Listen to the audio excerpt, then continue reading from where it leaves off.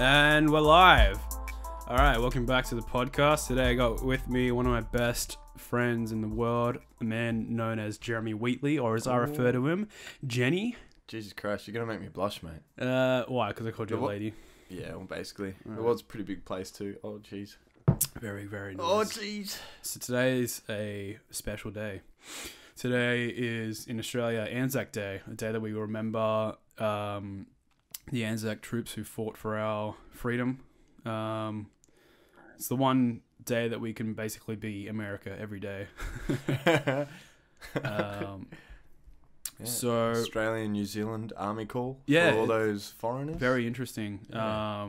We have like a bit of information up here for people who don't really know, but most people living in Australia and New Zealand, which are probably going to be the people that listen to this, will know what the Anzacs are. We can, I guess, be a little bit into that later. Yeah. I found a few interesting things that actually happened on this day, April 25th, many years ago. Oh, really? Yeah, there's plenty of interesting things. I suppose we have like thousands of years of history to draw upon. In 1792, today, April 25th, yeah, the guillotine was first used in France to execute a highwayman, Nicolas Pelletier, I think it was. Pelletier. Cool. That was the first guillotine first used. I don't know if that was the very first use of the guillotine ever, but it was the first use in France. Oh, okay. Because I was going to say, like... Yeah. I think I might have misread that before, but yeah. It's still pretty cool. How far back do you reckon the guillotine would go? We can look it up, yeah. How long have we been chopping people's heads off for doing shit we don't like? You want to guess? All right. Oh, fuck. What is it now? 2018. I'm going to guess... surely thousands of years. The Romans were doing it, surely. Maybe not with the guillotine. No, not the guillotine. I would say after the industrial period, for sure. Before, even, I reckon. You reckon? Yeah, before. I'd say the same amount of time that they've had rifles for. Oh, yeah. Like flintlock and wheellock. Yeah. That kind of... Well, and it's interesting, isn't it? Because humans have always been really creative when we come up with ways of killing each other. I mean, some of the shit. That's why when people say, "Oh man, I wish I would lived 50 years ago or 100 years ago," and they're like, "We live in the best time ever." Oh, dude. Fuck yeah! Okay. I mean, we missed both world wars. We missed the Black fucking Plague. We missed the plague. So shut the fuck up. You're drinking your soy latte in your fucking privileged land of the free first world country, motherfuckers. Yeah, dude, this is the time to be alive right now. The fucking huge technological advance. There you go. All right. Well, do you think that we're at the point where technology is driving culture, or is culture driving technology? Oh, dude, hell yeah! I think technology is culture now. Yeah. I think technology... It's really hard to sort of tell them apart anymore. It plays such an important role in our universe right now. Yeah. Basically everything you... Before, when you needed to know things, that you'd seek up a library, read things, learn them from word of mouth. Now we have the internet where I want to know when the guillotine was invented. So we're Googling that shit. Yeah. Google that. I'm going to say the 1700s. 1789. So when was this? That was the same date, wasn't it? 1792. Oh, okay. So 3 years later, they used it for the first time. Took them 3 years. Tell you what, the French, they're very hesitant people. It's like, could just hire a dude to do it. Don't know if I want to do this. So there was that. And then in 1990, on this day, April 25th, Hubble Space Telescope was placed into orbit by a shuttle Discovery. Huh. That's actually pretty cool. It's actually really cool. 1990. We put something in space in 1990. These things have happened so fucking long ago. Man, is it weird to think now that we're nearly... Also, today, I guess it's yesterday in America, or... Are they backwards or ahead of us? They're backwards, aren't they? I think we're ahead of them. We're 6 hours ahead, but they're a day behind. Jet Li just turned 54 on this day. Hell yeah, Jet Li. Anyway, you were saying, sorry? Oh, I was saying that, what was I talking about? The telescope? Yeah. Yeah, I was like, we're 90s kids, right? Mm-hmm. Isn't it weird to think that for us, thinking back to the 90s now, it would have been the equivalent of like our parents thinking back to the 70s in the 2000s? Nearly. Yeah. How fucking trippy is, like, we're old, man. Well, we're getting, well, not quite Not old. really. I mean, I think of the 90s and I can't remember any of it. Really. Oh, not can I. I mean, I was only in them for 5 years, and when you're a 5-year-old, you don't exactly soak up. Exactly. Yeah. No, like, I look back on the 2000s and I go, I remember when, like, Grand Theft Auto 4 came up for the first time. Yeah. And look back at that and I was like 2007. Man, I still remember crowding around the fucking cathode monitors, like at my mate's place, the one mate who had a computer, and like we all crowd around it and we're watch all, YouTube. Yeah, and like watch YouTube shit and like that. all back when How to Be Ninja was funny. 2004 when they started. Oh, who knows? I got into it around the same time I got into Grand Theft Auto, really. Yeah. So like probably 2006, 2007. Oh, man. Whenever Harry Potter Puppet Palace came out, that was like the first thing I ever looked up or watched with my friends. Yeah. And I told my dad all about YouTube, and he goes, YouTube. He's like, you don't want to get into that. There's some bad shit on there. And I'm like, how do you know? What is it? Not fucking RedTube, dickhead. Yeah. Oh, mate, me and my mates trolled the shit out of RedTube too. Really? Yeah. We like it was. I look back at it now and I think it's probably a little bit weird, but it was like all of us just teenage boys just crowding around a fucking computer screen looking at naked women together. Well, I mean, it's a discovery. I actually have an interesting topic I wanted to talk to you about too. So I think today I'd like to talk a lot about toxic masculinity. Yeah. All right. In the sense of, and when I say that, I don't mean make believe things. Like, I mean, I don't really know an exact thing, but there's several things that are kind of out there that I don't really think exist or really, like, there's prejudice, and then there's just kind of being offended by things. Yeah. You know what I mean? Like jokes and like, so there's what fascinates me is hearing about how like the female brain works and how women react to things and how women, what they grow up dealing with and what they grow up with. And something that was interesting to me was I was listening to a podcast with Eliza Schlesinger, I think her name is. Should I know her? Or? She's a comedian. Oh, okay. Really funny chick. Like, super funny and really cool. She kind of like she has this book out basically explaining all how women think of things. So this isn't like men are from Mars, women from Jupiter. No, it's not that kind of nonsense. It's like it's trying to fix something, not trying to escalate something. Yeah, fair. Okay. Yeah, cool, it's trying to be like, this is how we think. We need more of that too. You need to understand how we think. That, and it honestly, it blew me away, and it made me look at women a completely different way. And you and I are very open people to many different things. We grew up around women, and we were friends with women, and we kind of understood how, well, not understood, but we respected and kind of learned things about them. But it really blew me away. Her example from one of her books was talking about how women can't make their mind up about where they want to eat. Yeah. Which is like, oh, fuck, I want to take my girlfriend out and I suggest this place, and she goes, no. Oh. Suggest this place, she goes, no. Yeah. You know, like that, like kind of thing. And it's like a meme. I was like, oh, girls can't make up their mind. Yeah, but it's because I think... I'm pretty sure it was you. Yeah, like we spoke about this the other day because this was where they're thinking, oh, will it make me bloated? Am I going to be going swimming later? Like, exactly. Do I have to take a photo later on? Do I have to wear a swimsuit later on? Am I going to the gym? Is this like counting all the calories, like, and the cholesterol? Like, is this going to affect my diet for the rest of the week? All different things like that. Look, which is interesting too, because you think about like, we never thought about that because we were never told to worry about that growing up. And now I kind of worry about stuff like that now. Like, if I eat this, am I gonna blow it up because I feel horrible? Now, like, but we're never like told to worry about that kind of shit, because it's never like, you don't have to, you don't have this thing of you have to be skinny to be pretty or cool. Yeah, well, like if you were to distill it down, like, when you eat a lot when you're a teenager boy, it's like, oh, he's growing. He's just going to grow. Exactly. He's just a growing teenage boy. He eats a lot, right? Fair enough. When you're a girl, it's like, oh, don't eat too much. You'll get fat. Exactly. Ooh, you don't want to get fat. You don't want to get fat. Yeah. And then, like, I suppose, like, in such a developmental period of their lives, Like, for somebody to be constantly, like, telling them every time you eat, what you're going to think about is whether or not you'll get fat from it. Yeah, exactly. Like, that would become so ingrained in the way that you perceive eating. Like, and eating is such... we all have to fucking do it. Exactly. And that's the point. Can you imagine 3 squares a day and the first thing your mind goes to is this going to make me fat?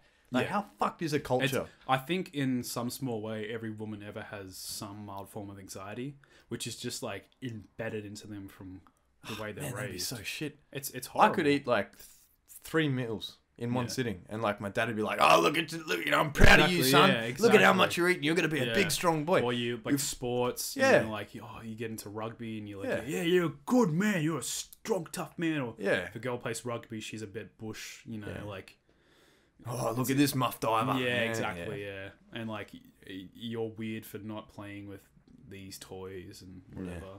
Like, that goes for both ways. But, yeah, there's many different things. Like, another example was telling a young girl while she's, like, growing up, like, when she dresses up, like... Yeah. "Oh, you look so pretty. You look beautiful," like, blah, blah, blah. And she kind of, like, talks about how that's not the right thing to say. Like, more look towards, like, you look like a strong...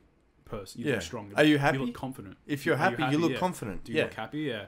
Are you happy? Like, you look great. And because that's interesting, is it? Like, this whole concept. She's only pretty when she dresses up. Exactly. And embeds that. Yeah. Yeah, and like, because it's so weird because you don't think about these like overarching consequences of the shit that you can say to kids. Exactly. And like, we say, oh, you know, like, men and women are just different, but they're different because we treat them different. Well, also, we're just different in the way our brains work. Yeah. Like, it's inherent. For us to understand that, okay, it's interesting to learn that because it's not something we ever really regard.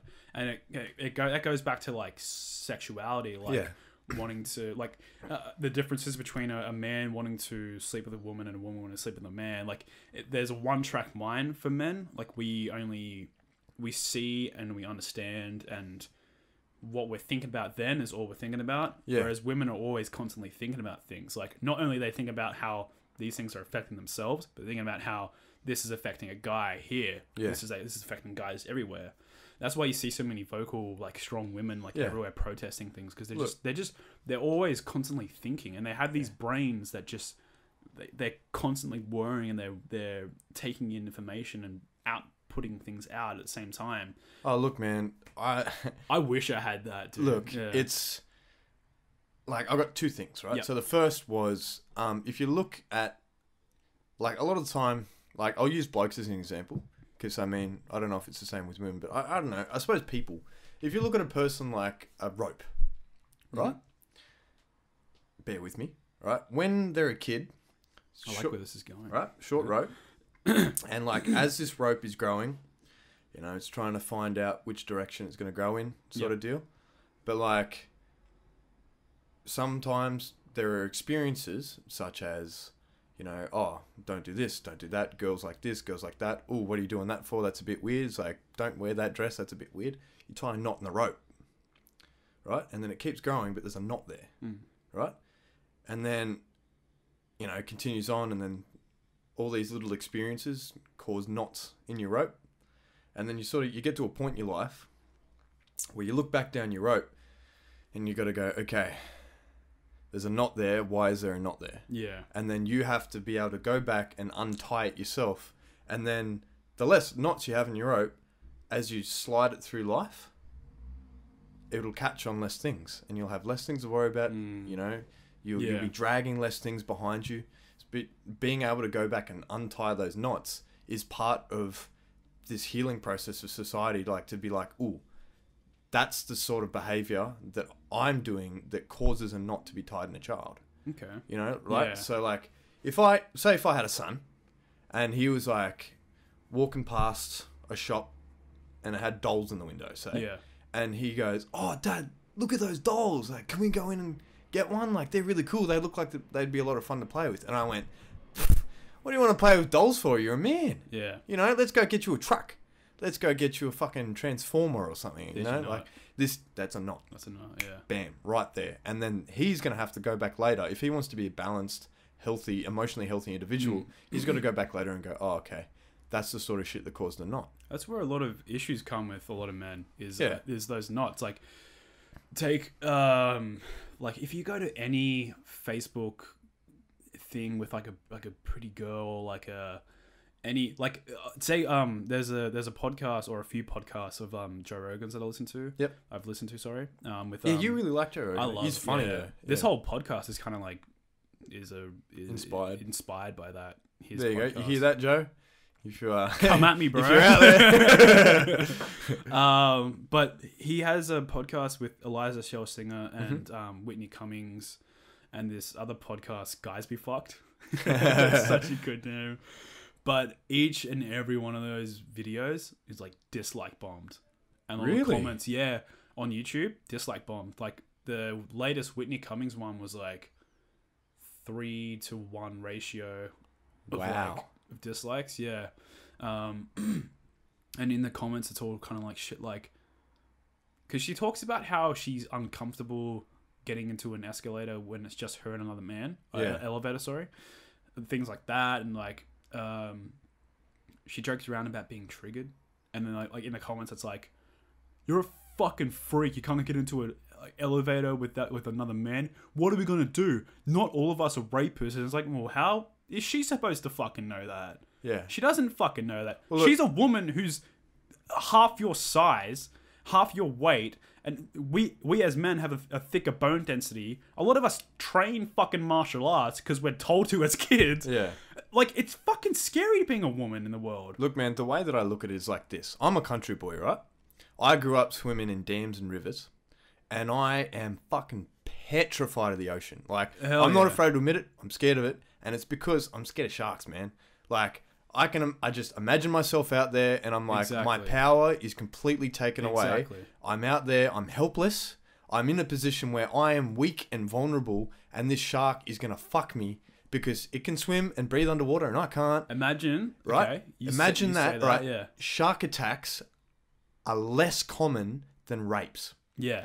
And I'm still petrified to go into the fucking ocean when I know that it's unlikely I'll get attacked by a shark, but I still don't go out there on the off chance I will. Yeah. Women deal with like a shark attack every day. Every fucking day. Yeah. They walk down the road and they're like, am I going to get attacked by a shark today? Odds are you know one at least.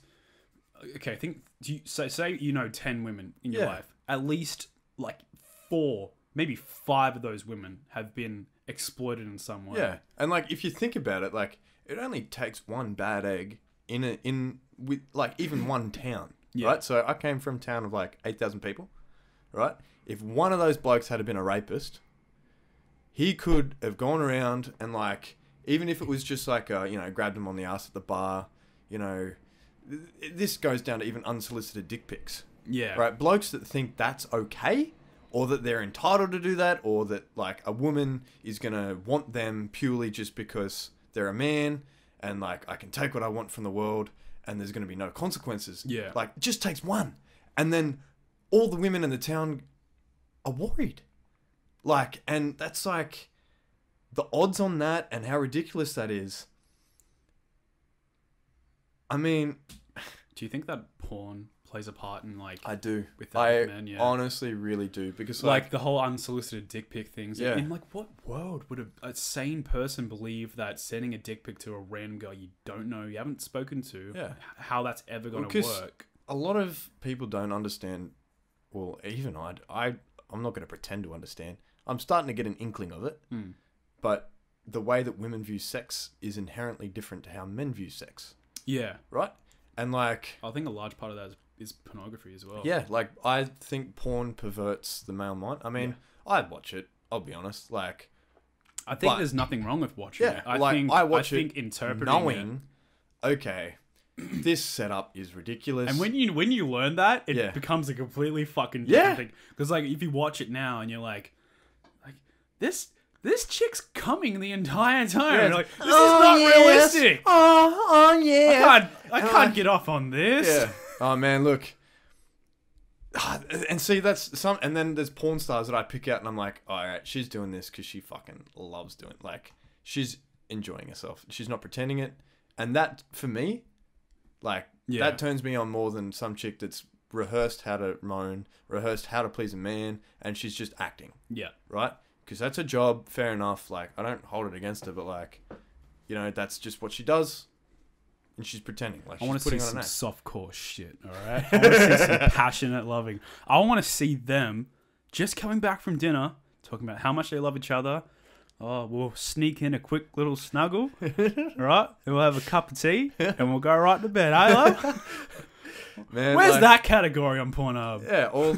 I think there is porn for women, but like, yeah, it's just 50 Shades of Grey. Like legit though, because like that's the whole thing of like the stigma. It's like men are attracted to this kind of thing, like that fast track mind, like get it out, because as men.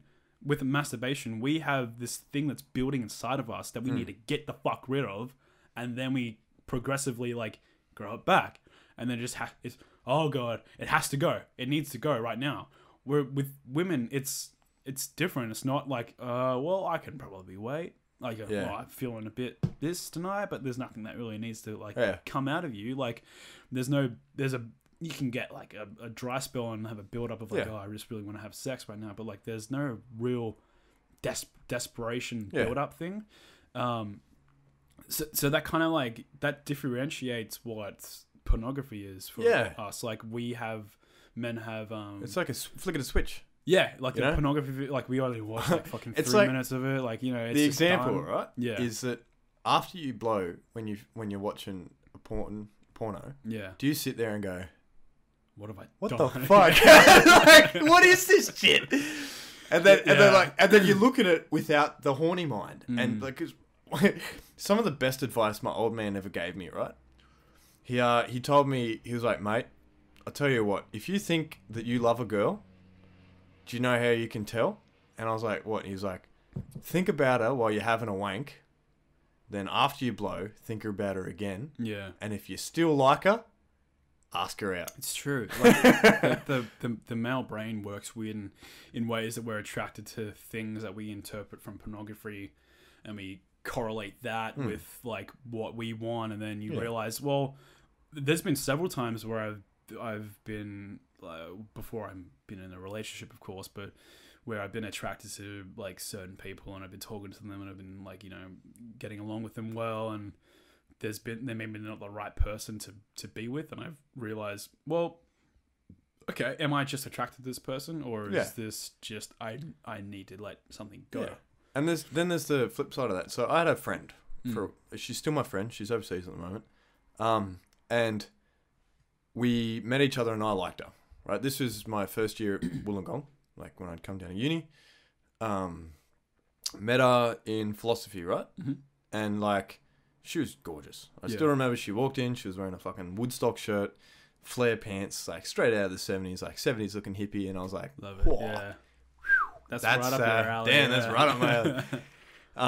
But yeah, so after class, I was like, I'm going to chat her up. So I caught up with her and spoke, and we walked to the bus stop together, and, you know, we're chatting. And in my head, I was like, wow, this is going pretty well. She's really interesting, you know, so we kept talking, and over the next couple of weeks, we'd get coffee before class and go, or after class we'd get coffee, or, you know, we'd sit at the bus stop and wait for our bus. Our bus had come and then go, because we were content to sit there for longer to have a longer conversation with this person.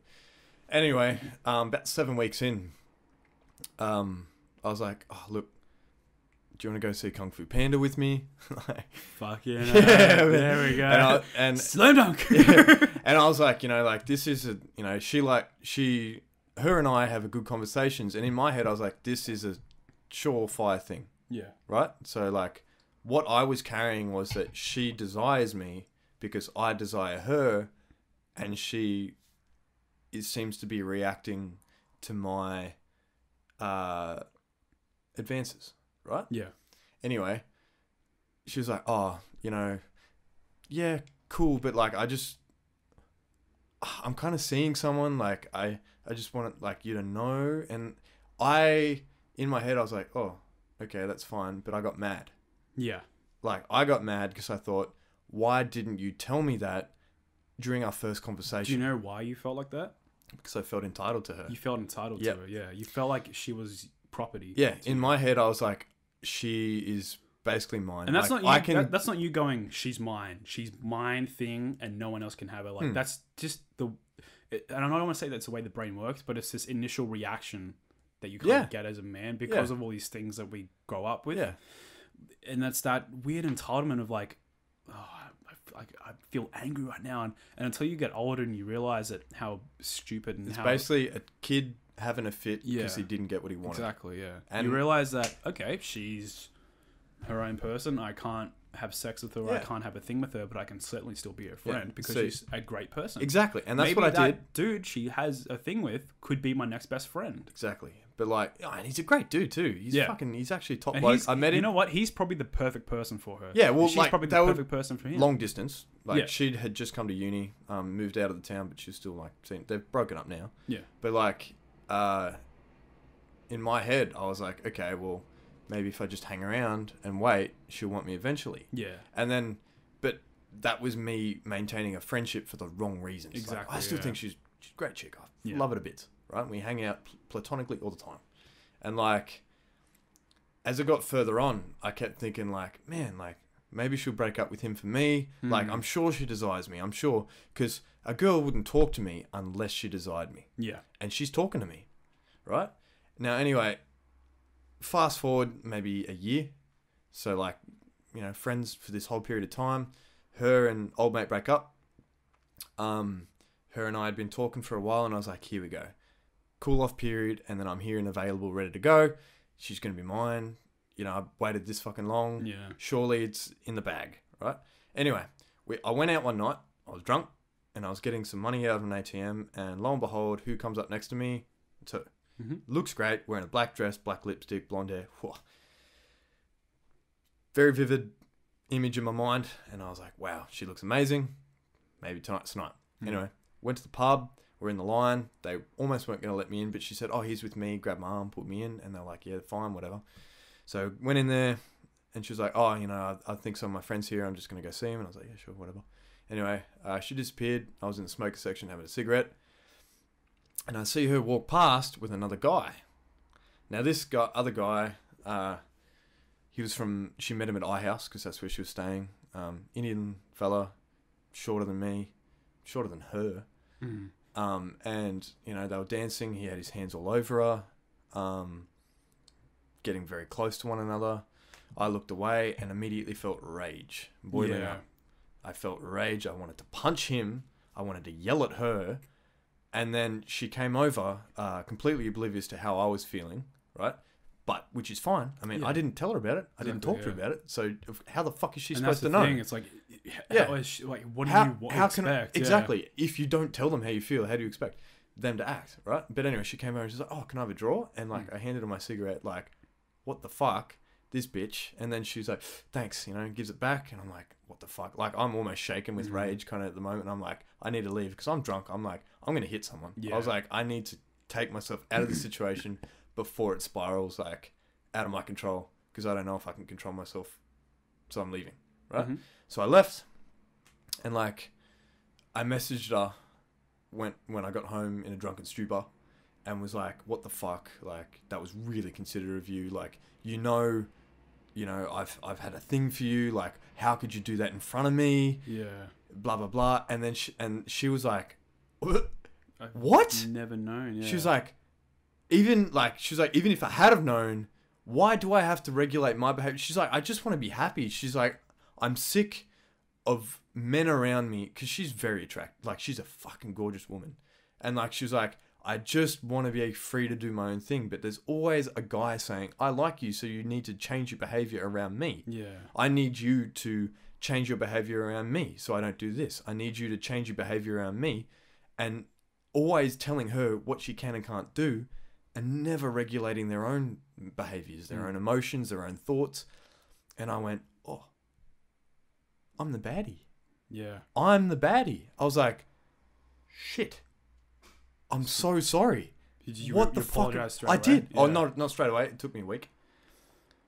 But after thinking about it, I said, I'm so sorry. Like, that was complete male entitlement. That was me thinking she should want me, but she is with someone else. What the hell? Okay, well, this is making me mad, which means she needs to stop. But no. It's why am I mad? Yeah. If I'm mad because I felt entitled to, oh shit, she's done absolutely nothing wrong. Yes. I'm in the wrong. And ever since I made that sort of like connection, I untied that knot, and my relationships with women have been a lot better since. Like, I'm able to be friends with them. Like, even my relationship with my mum improved. A lot more respect for her, and like started looking at like, wow, like, woman dealt with other stuff. She thinks differently. I can respect her for that. Like, this is a matriarchal, this is a feminine energy in my life. Maybe I start to need to start reassessing my relationship with her. And I did. And I carried a lot of anger towards my mum from her divorce with my dad. And I expected her to be the perfect mother. I was like, you know, you've dropped the ball, you've made mistakes, which means you're not the perfect mother, which means you're a shit mum, which means you're a shit person. But it's not. She's just a person. Yeah, exactly. No one's perfect. Exactly. No one's perfect. We're all... But look, we're not trying to be bad people. At least most of us aren't. So now that I've dropped the whole, like, you should be this because you're a girl, I'm like, you're another human being. I think it's a very strong thing that you can realize that quickly, that you were in the wrong in that regard. It took me a week. No, but I think it's that some people never learn, as is evident on that thing I was talking about, the podcast. Some people just never learn. I think it's a very strong thing to admit a wrongdoing and apologize for it, which is like something that's that most parents... What's interesting is a lot of parents who grow up doing things like making excuses like of why they're late or avoiding eye contact, that all then becomes a part of you. And I notice it when I talk to my mum, where I see like she never makes eye contact, and I struggle to make eye contact like all my life. And then people think that it's better to, instead of if you're like late to pick a kid up at school, rather than saying, oh, I'm sorry, the traffic was fucked, like it's just just rather than say like, oh, look, I'm really sorry, I left it way too late. Poor time management. This one's on me. Sorry, buddy. And I'm starting to do that more often, because I noticed even in my relationship, when I was making excuses or putting the blame on other people and putting my blame on my partner, that things would then unravel and we'd fight about something, or something would come up. Like it would start this conflict. When I started I realized that, and I started just admitting blame. Like, I'm sorry, I fucked up. Like I'm perpetually late to things. And when I started like saying like, I'm sorry, I fucked up. I'm late because of who I am as a human being. And you have to love me for who I am. But like when I started realizing that, and I started saying that, like, you know, my partner would just be like, okay, yeah, that's cool. Like, you know, just next time, like, try to work it out a bit better. When you start explaining, or like, that you were in the wrong, and instead of making excuses, it's that's when you realize that how toxic making excuses and pushing the blame off is. I think it stems from, why are people so embarrassed to be wrong about something? No one wants to be wrong. Why is that considered a bad thing? All the conflict in the world is because no one wants to be wrong. Yeah, exactly. If you tell an extremist vegan that veganism isn't as sustainable as what you think it is, then you're going to be like, oh, well, you're wrong, and I have these stats here to prove it. And I'm like, okay, let's talk about that. But you can't say that eating meat is bad for the universe, bad for the world. Factory farming meat is bad. It's a horrible industry. Farming it is bad, yes. Well, factory farming, which is farming. Like the multi-billionaire industry. But like Wagyu and Angus farming, like grass-fed cows, like retired milk cows, all that stuff is is like the most ethical farming you'll ever find. If you actually go out there, they move the fences around so they can go out to explore some more, go to a pasture. Right, exactly. Like, you know more better than anyone. But if I were to say that to an extremist vegan, they would say, no, it's all bad. It's all bad. All of it. All meat is murder. Even though in the English language that murder has nothing to do with animals. All meat is murder. That you refuse to understand another person's perspective, or admit the facts, or admit that maybe you have something wrong.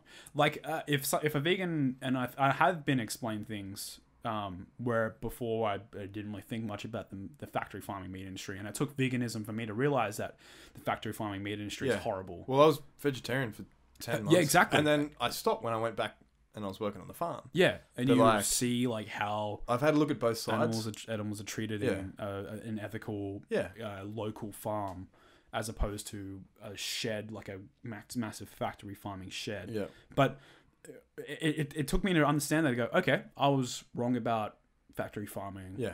Or rather, I was oblivious to it. Thank you for, opening my eyes. Yeah. Now I can move on, and we've come to an understanding and whatnot. But when you refuse to accept that you could be wrong. Yeah. Well, that's when you start to become a bad person. Yeah. Well, the way I look at it is like, anybody who takes a zealous position on any argument. Exactly. Right? Yeah. Let's say like even like any radical religion, like let's say like a really like Christian. Or a radical atheist. Radical atheist even. Like when you take a radical standpoint, that's you saying, I am so convinced that I'm right. The only possible outcome is that everyone else is wrong. Yeah. Right? Now, when you take that point, a lot of people can't get their head around that somebody else could potentially take another zealous point, right? So let's say, I'll use the vegan one again. Mm-hmm. Like, I've never met anyone that's like, oh, meat is the only way to do. But like, imagine that somebody had become so convinced that all we should be eating is meat. Yeah. Right? That we're, let's say, we're the superior species and we need to teach other species, in the grand scheme of things, by eating everything else, we teach them that we're the boss and blah, blah. I don't know. Some stupid shit like that. Yeah, of course. Right? And then you had a vegan. Can you imagine how they'd fight? Yeah. Right? Now, instead of like sitting down and going, okay, there's a possibility that I may be wrong here, so I want to hear your reasoning so that I can then look at my own and think, okay, well, that's a pretty valid point, or that's a good argument. Maybe I need to reassess my point of view. Right? So, all right, let's look at, like blind faith in a religion, right? Yeah. If you sat down, like, I'm all for people having a faith, whatever, that's cool. Yeah. That's totally fine. Like, yeah. If that's what you need to get through the day, like, that's what you got to do. Some of it's a really beautiful thing. I've met some lovely Christians and I've met some cunts. Yeah. Like, of course. Seriously. And they're just humans. Like, they're just humans, dude. And who they are. Like, humans, the whole point of being human, we're flawed. We can be wrong. We are wrong. But we're all different. But we learn from our mistakes. Yeah. And once you get to a point where you refuse to learn from your mistakes, or like, once you refuse to be wrong, you cut off any possibility that you could possibly learn beyond that. I think it's also being oblivious to the fact that every human being ever is different to how you are. Yeah. Like, I completely understand that some people believe that killing animals is a bad thing and that they don't think it should be a thing, which is completely fine because, in some way it is quite horrible. I'm sure, like, if you actually go out hunting and, like, kill an animal yourself, you realize... You feel the weight. Well, you feel the weight of it. Like, this is heavy. Like, I'm going to respect this meat from now on, and I'm going to never waste any food product ever because I realize, or buy from a supermarket ever because I realized the weight of this thing. Yeah, and then, like, also there's, like, going out fox hunting and, like, pig hunting and stuff. Like, I know a lot of people do that. I did it once personally and really didn't like it. Yeah. I was like, this isn't for me. I can't do it. So I didn't. But, like, I know a lot of people who's like, oh, yeah, went out and killed, 4 foxes last night, But it's something they have to do because the foxes get into the chicken coop, kill the chickens. Yeah. Blah, blah, blah, blah. Like, all this kind of stuff. Like, and for me, I'm like, okay, the reason that they're killing these foxes is a good enough reason. Like, it's a way of maintaining, like, an ecological balance because, they are a pest. It's like rabbits. And wild boars as well. Yeah, wild boars. They like, destroy vegetation. Destroy everything. Yeah. And then other people, other animals can't eat it.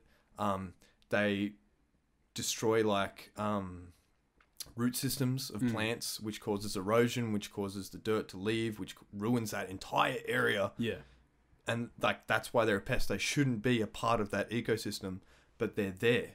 Yeah. And, like, if we don't regulate it, then it becomes a much bigger issue than just taking a life of a pig. Yeah. Like, it will blow out of proportion. So that's why, like, I think, okay, well, I don't think that inherently taking an animal's life is bad. I don't think that, like... I think you put it in a good way when you said the reason why they're killed is a good enough reason for me. Yeah. Like with the foxes and the wild boar, like that's a good enough reason for me to say, okay, I understand the weight of that, and I understand that this is in many ways is somewhat of a necessity. Yeah. Like, are you familiar with? Did I tell you about the deer thing in Hawaii? No. So deer in Hawaii are an introduced species. Yeah. It was back during King Kamehameha. Yeah. He just wanted to have like wild game to hunt himself on his like island or whatever. Yeah. And now the deer population is fucking rampant. Plus, it's an island. I think it's on one separate island. There's a finite amount of space on an island. Yeah. Well, so they have no natural predators over there. So they're breeding, and I gotta say, prey animals aren't necessarily meant to die of old age. Yeah, they're not. The whole point of a prey animal is to when they get old enough to be killed, something kills them. Yeah. It's the balance to fuel a predator animal. It's kind of like an open season to hunt deer. Yeah. But I think I was talking to Jacob about this actually before on the previous podcast, but I don't know if it's necessarily you have to hunt for meat, but it's widely encouraged that you hunt for meat. And you have to pay like you have to pay to hunt in the forest, and you have to pay. So they've come up with a bunch of solutions to deal with a big problem. So every dollar of what you pay to like hunt, like you got to pay like a fee to like hunt in a forest. All that goes to preserving the forest and the animals. See, and I think from what I have understood from my conversations with a lot of vegans is that in their head, the image that they have of a hunter is someone who enjoys killing for the sake of killing. They think of hunters as trophy hunters, like the guy who killed Cecil the lion. Yeah, exactly. Yeah, exactly. And he's a cunt. He's an asshole. That kind of hunting, I do not condone. Yeah, this sort of thing is like, trophy, I am the ultimate, hunter. I'm going to go out and sit. Here's my elephant tusk next to Cecil the lion, the protected species that I killed. He's worth at least, I don't know, 12 million people hated me. How'd you do it? Oh, well, I sat about 500 meters away and I pointed a metal thing at it and pulled a trigger. I'm very proud of this. Oh, I am such a powerful thing. I really want to find that guy and just punch him in the fucking nose. I can already tell the personality. Like, I'm not usually one to judge a book before I read it. But he's a rich cunt who's basically like had everything given to him, really entitled, like, and he feels impotent in his life. He's probably, starting to have to take Viagra. Women, he doesn't understand why women aren't attracted to him because he's like, they should be because I'm rich and like, culturally, like socially, I should be considered successful, but people don't desire me the way that I thought they would. Yeah. So I'm going to go out and I'm going to force my will and my power on the world by killing things that are supposed to be like majestic and powerful and strong. Like, I'm going to go out and kill a lion because a lion is this image of like strength and power and majesty, and if I kill it, that means that I am greater than it. And like, that's the sort of mind that works when you go out trophy hunting. I think it's dumb. It's a similar mindset to how a lot of toxic masculinity works. Exactly. It's well, there's nothing wrong with me, but if I do this thing, then it will make me better. Yeah. I'm not an unattractive person, so me forcing my will upon women is what women want, and therefore that's what I'll do. Yeah. And that will get me laid. Like, it's a real backwards ass way of thinking. See, and this concept of forcing your will upon the world, right? It's a very masculine concept. I don't mean like men. Men, yeah. I mean masculine. So like, if you think of yin and yang, right? One force is a masculine energy, one force is a feminine energy, and they balance each other out. And when the two exist within a person in a balanced manner, then they're a more balanced human being, right? So I was thinking about this the other day. So I've got this theory, right? So a lot of history, I'm going to say ancient and recent, has come from cultures that don't revere women or the concept of women or listen to them. Like, let's look at ancient Rome, right? That was basically run by a bunch of old white dudes. Yeah. Right? America, currently probably run by 90-something% old white dudes. Yeah. right? Society, culture, the patriarchy. I think that part of moving towards peace and like sustainability and a world where we're not constantly trying to kill each other is tearing down this concept of the patriarchy, because it's there, and men hold so much power and sway because no one wants to listen to women. You want to know something interesting? Before Christianity was a thing, a lot of women owned land, and a lot of women were like rich and power in places of power. And then when religion came around, like Christianity, basically, like I think it was like I don't know the exact story. I was kind of reading up on it a little bit, but like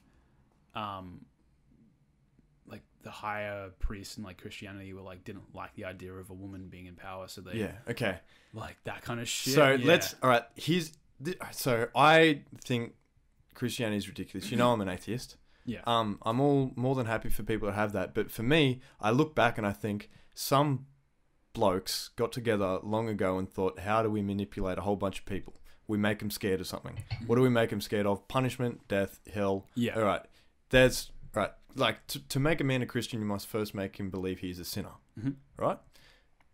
That's like, for me, okay, people can be cunts. People want to manipulate people. Like, you can get a psychopath that goes, all right, you know, this woman turned me down.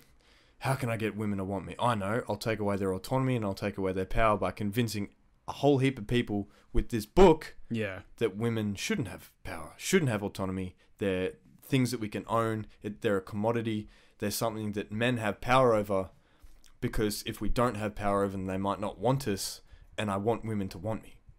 Right? So, like, it's the same sort of mind as someone who would go out and kill Cecil the Lion. You know, it's the same sort of thought process. And, like, what I was saying before about, like, people imposing their will on the world is a masculine force, right? And it's a destructive force. Like, it breaks things. It, you know, kills things. It removes things. It's like chaos and peace, yin and yang, like I was saying before.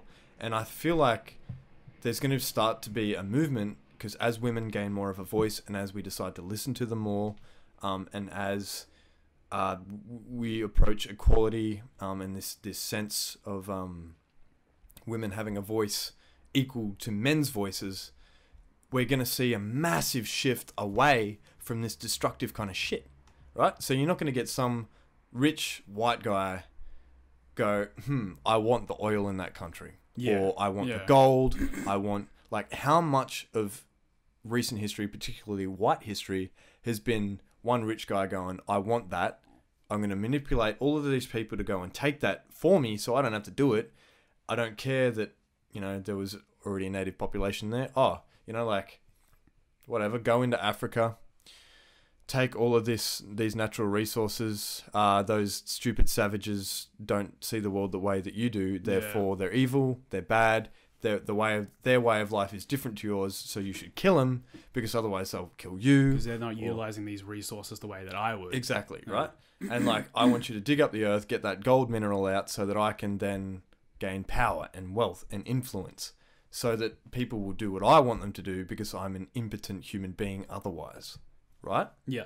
So because of that, and because the world has been run and decisions have been made for so long by people like that, I feel like once we start listening to women and we tear down this idea of the patriarchy, and, like, you can look at a woman respectfully and she can walk down the streets and not feel like she's going to be fucking raped. Like, if we can get to that, I think the world would be in a much better place. Like, that's how we're going to move to world peace, man. I'm very hopeful to get to that so point, am I. but, like, and I want to encourage it, and I want to get there. I'm very much, and I hate being it's one, not but I'm very much a skeptic. Not our lifetime. I'm very much a skeptic of just people in general. Yeah. Like, I want everyone to be a lot more educated in, like what we're saying, like, how balanced people. The women's brains work, and how difficult it is, like, just walking down a street or existing for a lot of the time as a woman. But people don't want to understand that. A lot of men want to project their pain onto those women, because they believe they associate women with pain. That's why you would see a lot of those comments on that podcast I was telling you about. I think a lot of those guys must have been rejected like when they were younger, and they projected a lot of that anger and pain on them. Like, well, it's something wrong with them and not wrong with me. Yep. Also correlating with our whole thing with projecting the blame. Yep. As long as that exists, and I honestly think it'll exist for a while. It's a very slow movement, but I think if more people do more things, like we do more of this, like podcasts, we do more videos, we put more things out there to educate people on how this is toxic and how this is harming us. You know what I mean? See, like, one of the big things I find, a lot of women that I've met have a really high sense of empathy. Well, a lot higher than a lot of blokes that I've met, right? So, like, because women think about a lot and they think about how other people think, they're walking a mile in their shoes kind of deal. That sense of empathy is something that they can teach us men. Like, women don't want to go out and fight in war because they know that you're killing other people. You'll probably feel the same thing, right? Well, some do. Yeah. Nothing against them or anything. Like, I'm not saying they're less of just a woman for person. It. It's just a different person. Yeah.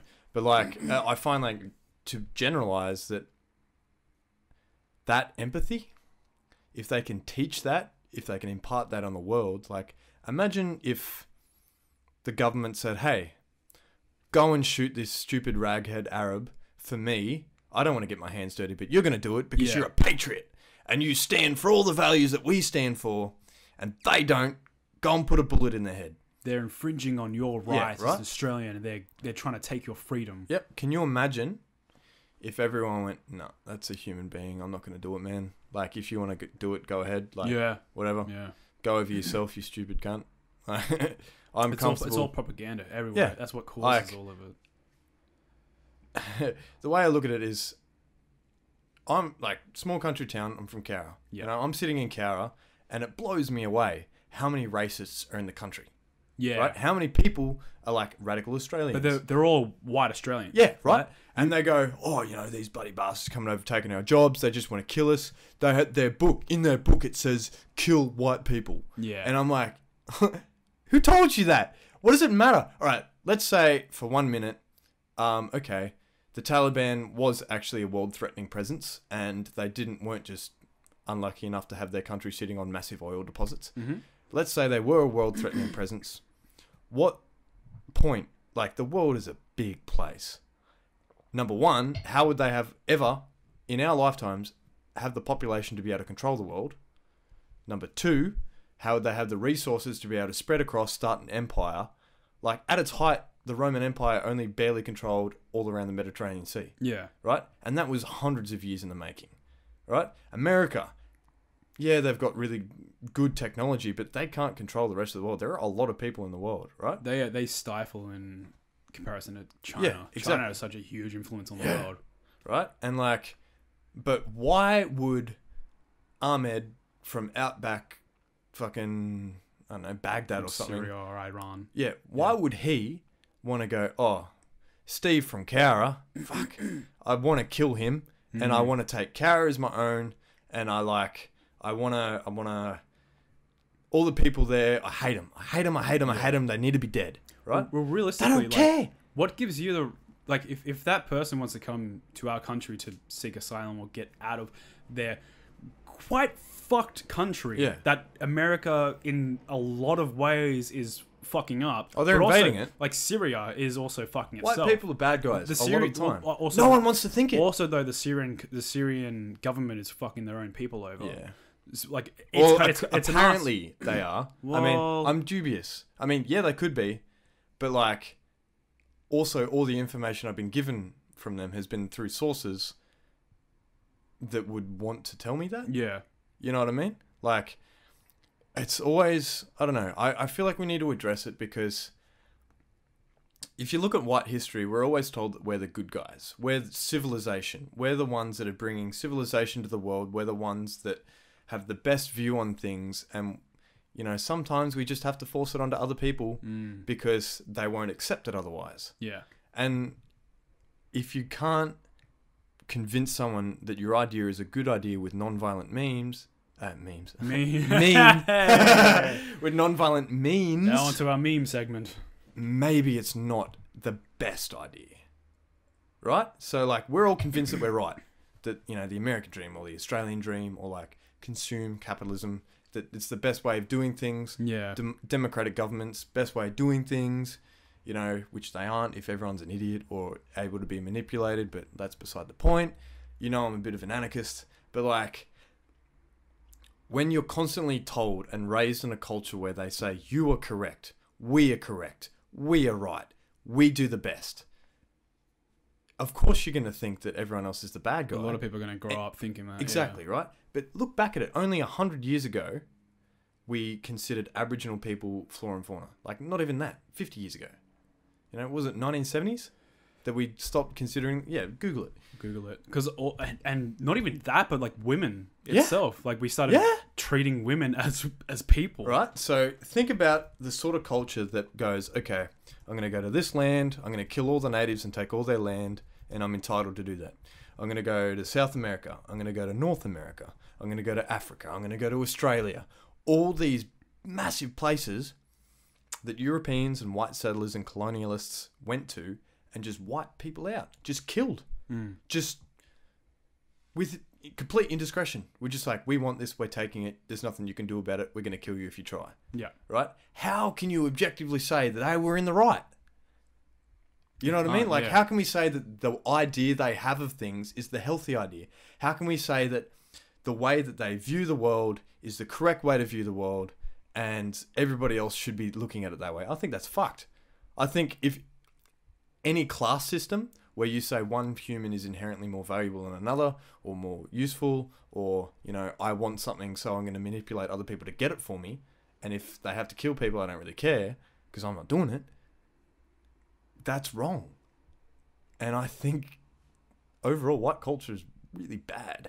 Overall, really yeah, we have fucked the world in a way. Like, the world is in the state that it's in because of white people. All you have to look at is like the history of slavery. Yeah. Just the domination of like one race over another. Yeah.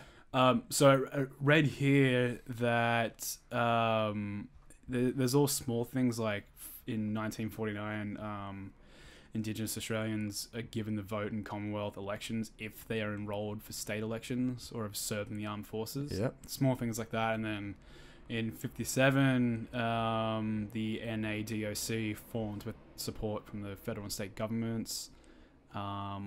They started to push for more like protection of the Indigenous community, and then I think in 58 they began a 10-year campaign to end constitutional discrimination against Indigenous people. And then in 67 they voted for 90% of Australians voted yes to count Indigenous Australians in the census. Yep. I think it's just been small things like that. Like, that's not a long time ago. Yep. That's like 70. Yeah. Oh, dude, look, the way... the white concept of ownership. If we applied our concept of ownership to native races, we would all be put on trial and, by our own laws, either locked up or put to death. Yeah. By our own fucking laws. Because think about all we took. And now we're just like... Yeah, we're free, we're happy. We're free, we're happy. Like, but by our own laws, like, we're such hypocrites. Yeah, because we came in and took everything and said we're entitled to it. Yeah. But if you try to take any of it back, we'll kill you. Well, if you say to someone in Syria like that someone in Syria cannot come and live in our country because they're born and bred in Syria, and they're taking up too much space in my land, Australia, you can't fucking say, you can fuck off because it's not your fucking land. What did we do? What, our entire history has been taking everyone else's land. In 1970, you didn't do shit for this country. Yeah. All right, you didn't fucking form a foundation of this country. This country isn't even ours. Yeah, it's got none of anything ever is ours. I can't say that America is Americans' territory. That's their thing. That's a made up construct by our heads and forced it onto another people. They took the land from people. You just kind of have to grin and bear it because we're more powerful than you. We have better technology than you. You can't say that this is my land, my right, my freedom. This is you can't come into my country because you can't even say my country, because you can say that you were born in Australia, but this isn't your fucking country. You don't own shit. Right. You own your house, you own your freedom of speech, you own your rights, but you don't own the fucking country. And we're not gonna there's nothing we can fucking do about it, because the government is so corrupt and the government is so huge, and the Aboriginal community has been so downtrodden that they can't even fucking hold their own feet together. All right. Can you imagine? All right. So say this is a thought experiment to point out the hypocrisy of white nationalism and white patriotism and white government, essentially, right? So if an Aboriginal person came into my house tonight, said, "This is my house now, see ya," and I went, "What? What the fuck? No, get out." And they killed me, they would be locked up in prison, right? Yeah. What did we essentially do to them? Exactly that. Exactly. But we're living in a different time. Yeah. It's like, oh, it was a different time, whatever, it's in the past, get over it. Like now we understand that that's wrong. Yeah. If we had that mindset back then, like we had a different fucking Can you imagine universe. all we could have learnt from these cultures? I mean, we wouldn't have had fucking a past 100 years. We wouldn't have had 2 world wars. And I don't know what would have happened if we wouldn't have global warming.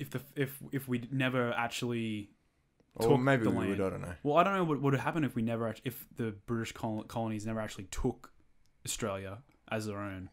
I don't fucking know what would happen. I don't know. Maybe Australia would still be 100% Aboriginal. Yeah. You see, look, another argument that I've heard from that is that if we didn't do it, someone else was gonna. Well, I think someone else was going to. I think maybe like Spain? Spain or maybe the Dutch or something like. Yeah. You know, who controls Noumea? The French. Yep. I think maybe the French. I don't know. I was reading something about that where they almost... So European. Still. Yeah. Like, and this idea of like, oh, you know, the enemy that you know is better than the one you don't. Get over it. You know, look at you with your phone. You wouldn't have your phone without us. And like all of these arguments are like, oh, you know, we brought you civilization. We possibly might have been happier without that though. Actually bring civilization? Or like, what did we bring? We brought disease. We brought death. We brought like, you know, and forced our concept of the world onto them. Like, you know, this is the same with America, the Americas, North and South. Yeah. You know, which, you know, we split up because, you know, Spain and all that controlled the South. Those damn dirty Mexicans. Like, fuck, like, you literally live... How can you be so entitled? You live in a country right above that country to say that Mexicans don't have the right to come into your fucking state? Fuck off.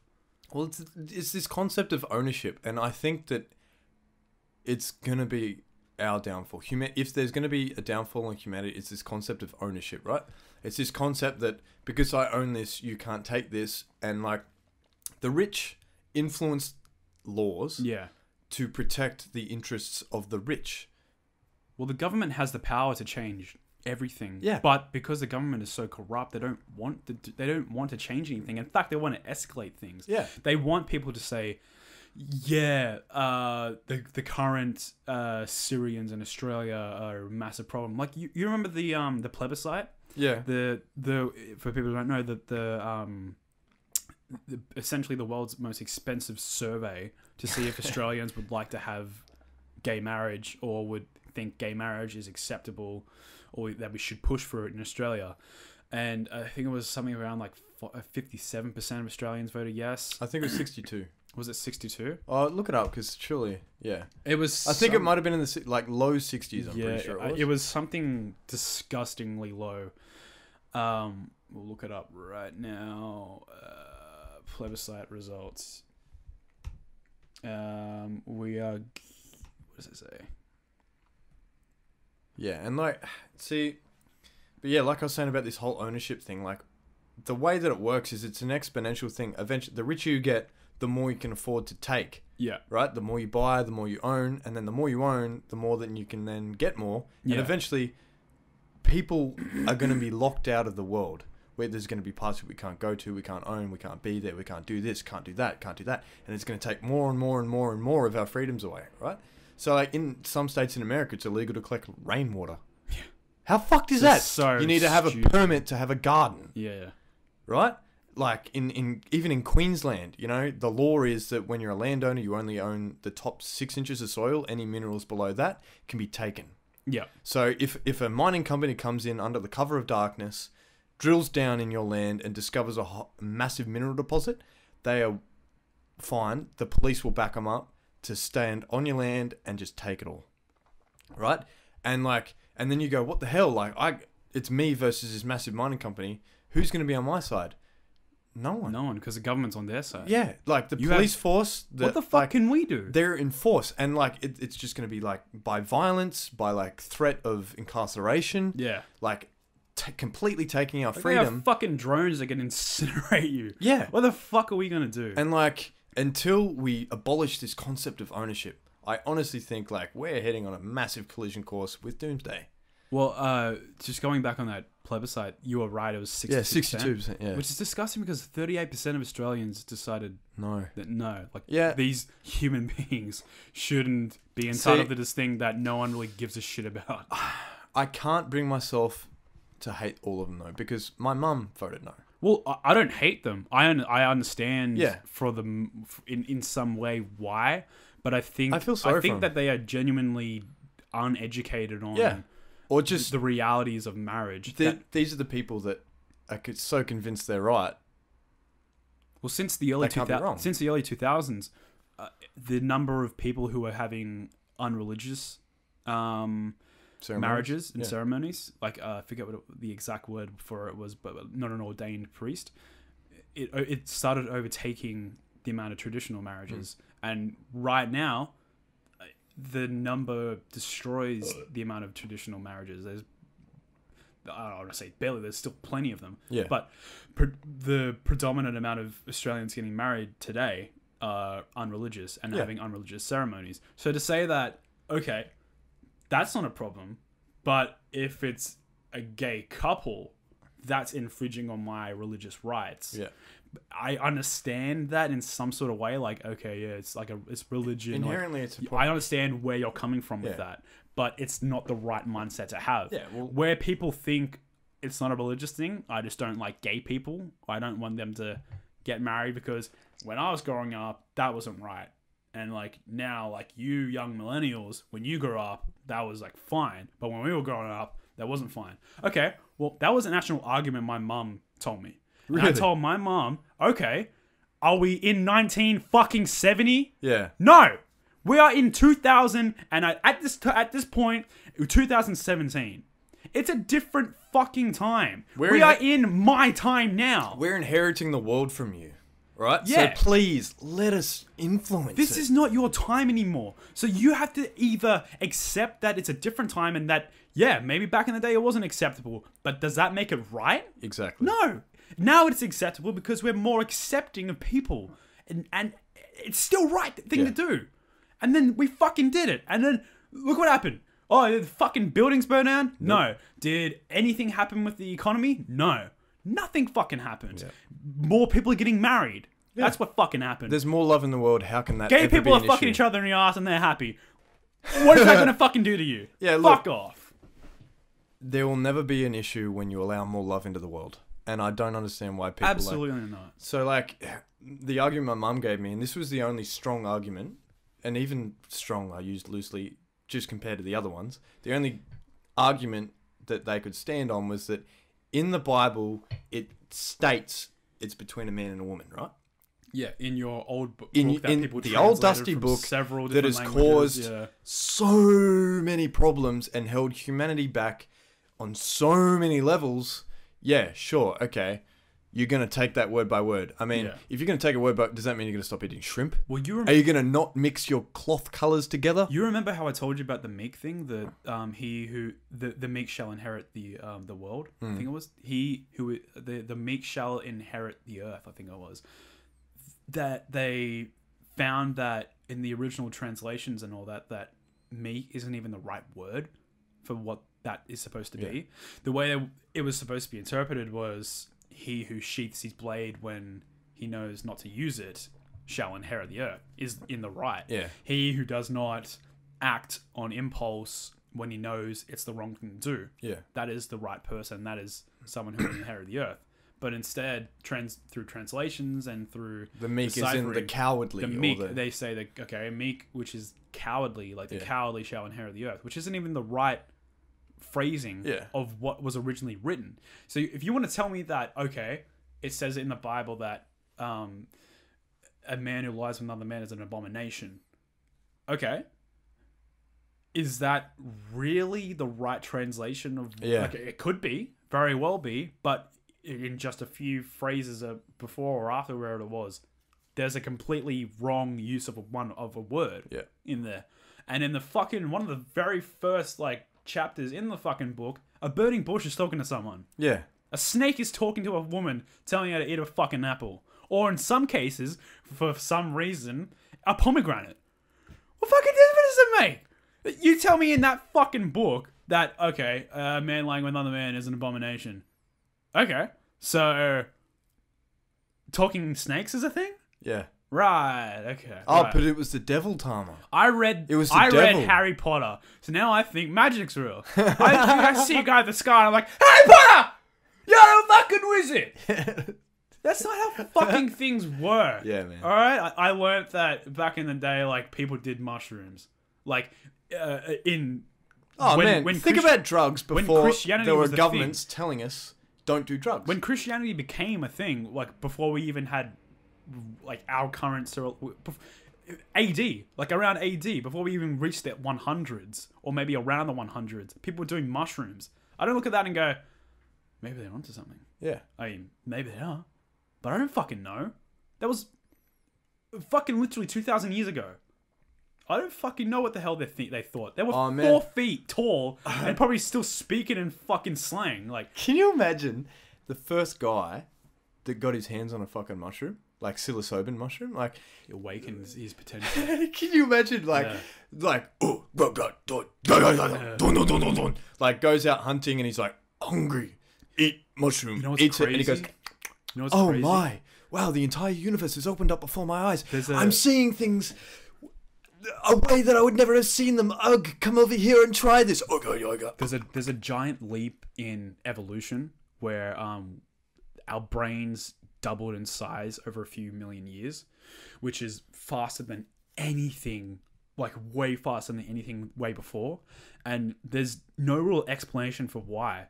Like, no one knows why, but people have, there's an actual theory, like a name for the theory, but there's like theories of why, and like scientists have tried to like figure it out. But they think around about the time when that started developing is when we discovered psychedelic mushrooms, mind-altering substances. Yep. And our brains doubled in size. How fucking crazy is that? Fucking unreal. Yeah. Like, it's about time they start doing like some actual legit research. Yeah.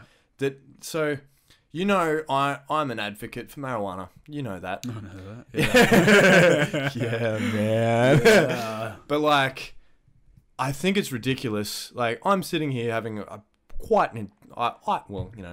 toot my own horn here. I think we're having an intelligent conversation. I think we're both handsome men with large penises having a great discussion.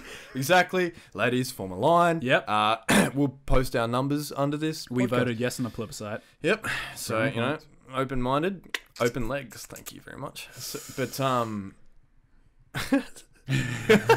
I can't take myself seriously. You just ruined everything with open legs, but this whole conversation. I just fucking set... That's it! I've just set equality back like fucking 10 years.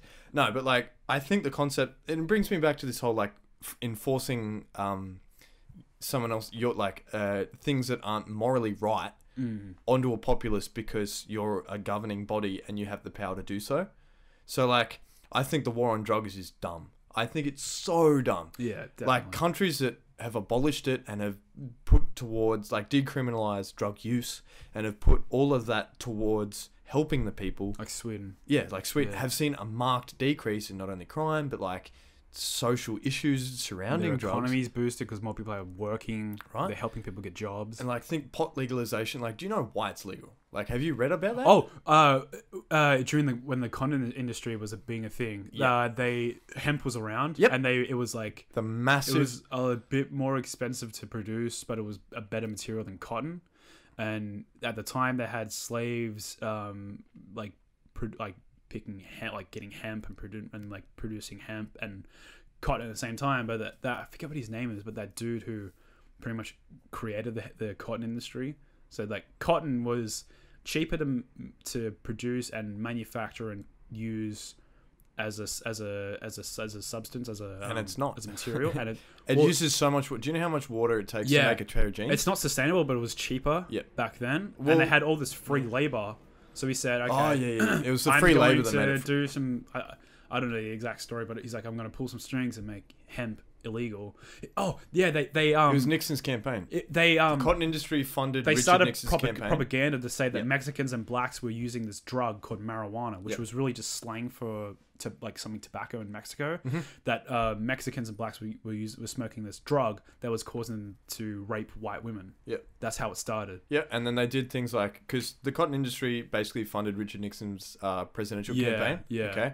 And then, so when Nixon was in power, he started enforcing a lot of really tight laws around marijuana because it would choke out the hemp industry, which is the massive competitor against the cotton industry, right? Yeah. Now, hemp itself is a really good material. Like, hell yeah. Even if you take, don't consider THC or its drug properties, like, it's a really fibrous plant, so you can use it for food, you can use it for clothing, like, can grow in most climates. It's a great protein too. Like there's hemp protein powder, and it gives you all the essential easy to grow, acids, easy to harvest. Yeah. The yields from the harvest are larger as well from cotton. Yeah.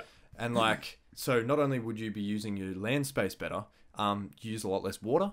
Like I was saying before, like it's a stupid amount. I don't know the exact number, but like to make just a pair of jeans, it's like upwards of it's like gigaliters or something. It's fucking stupid. Like to grow a cotton plant for that to yield a harvest, like how much water that you're pumping out of a river system to irrigate a crop of cotton versus what you would need to irrigate a crop of hemp is just ridiculous. Yeah. And so one of the things that happened during Nixon's campaign was one of the studies that they did to try and prove how bad it was they got chimps and they sat them in a box and basically hotboxed them for like days at a time. So all they were breathing was marijuana smoke. They were constantly having input for days, right? No clean oxygen, no way for their body or their brain to their body was constantly trying to break down this THC, right? And then afterwards they would look at it, it's basically brain dead. Like, look at all this internal damage that has happened. Deprived it of oxygen. Exactly, right? And then they said, this is what marijuana does. Yeah. You know, it's the same as when you look back. So, you know, the whole Tesla versus, who's the guy that's supposedly credited with inventing electricity, but he didn't, he just privatized it? Oh.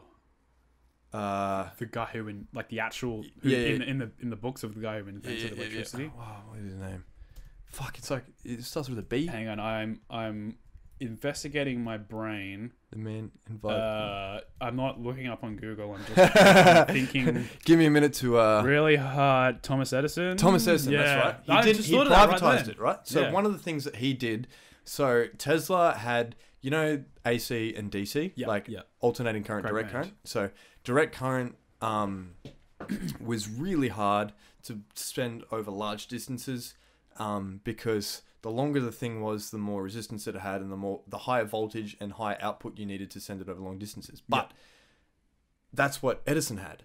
Now, Tesla had alternating current, right? And one of the things that Thomas Edison set up was this: he got a whole heap of circus animals in a massive square and put them in front of people and said, "This is what happens when you use Tesla's version of electricity on an animal," and he would execute by electrocution these animals. Like, he did it to elephants and Jesus, crazy shit like that, and was like, "This is what electricity does." It's exactly what DC would have done as well, but because his interest was in something else and he was trying to manipulate people to profit, people believed him.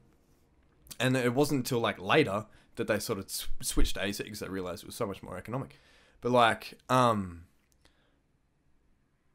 it's the same sort of thing that's then happened with like marijuana and the hemp industry, THC, cannabinoids,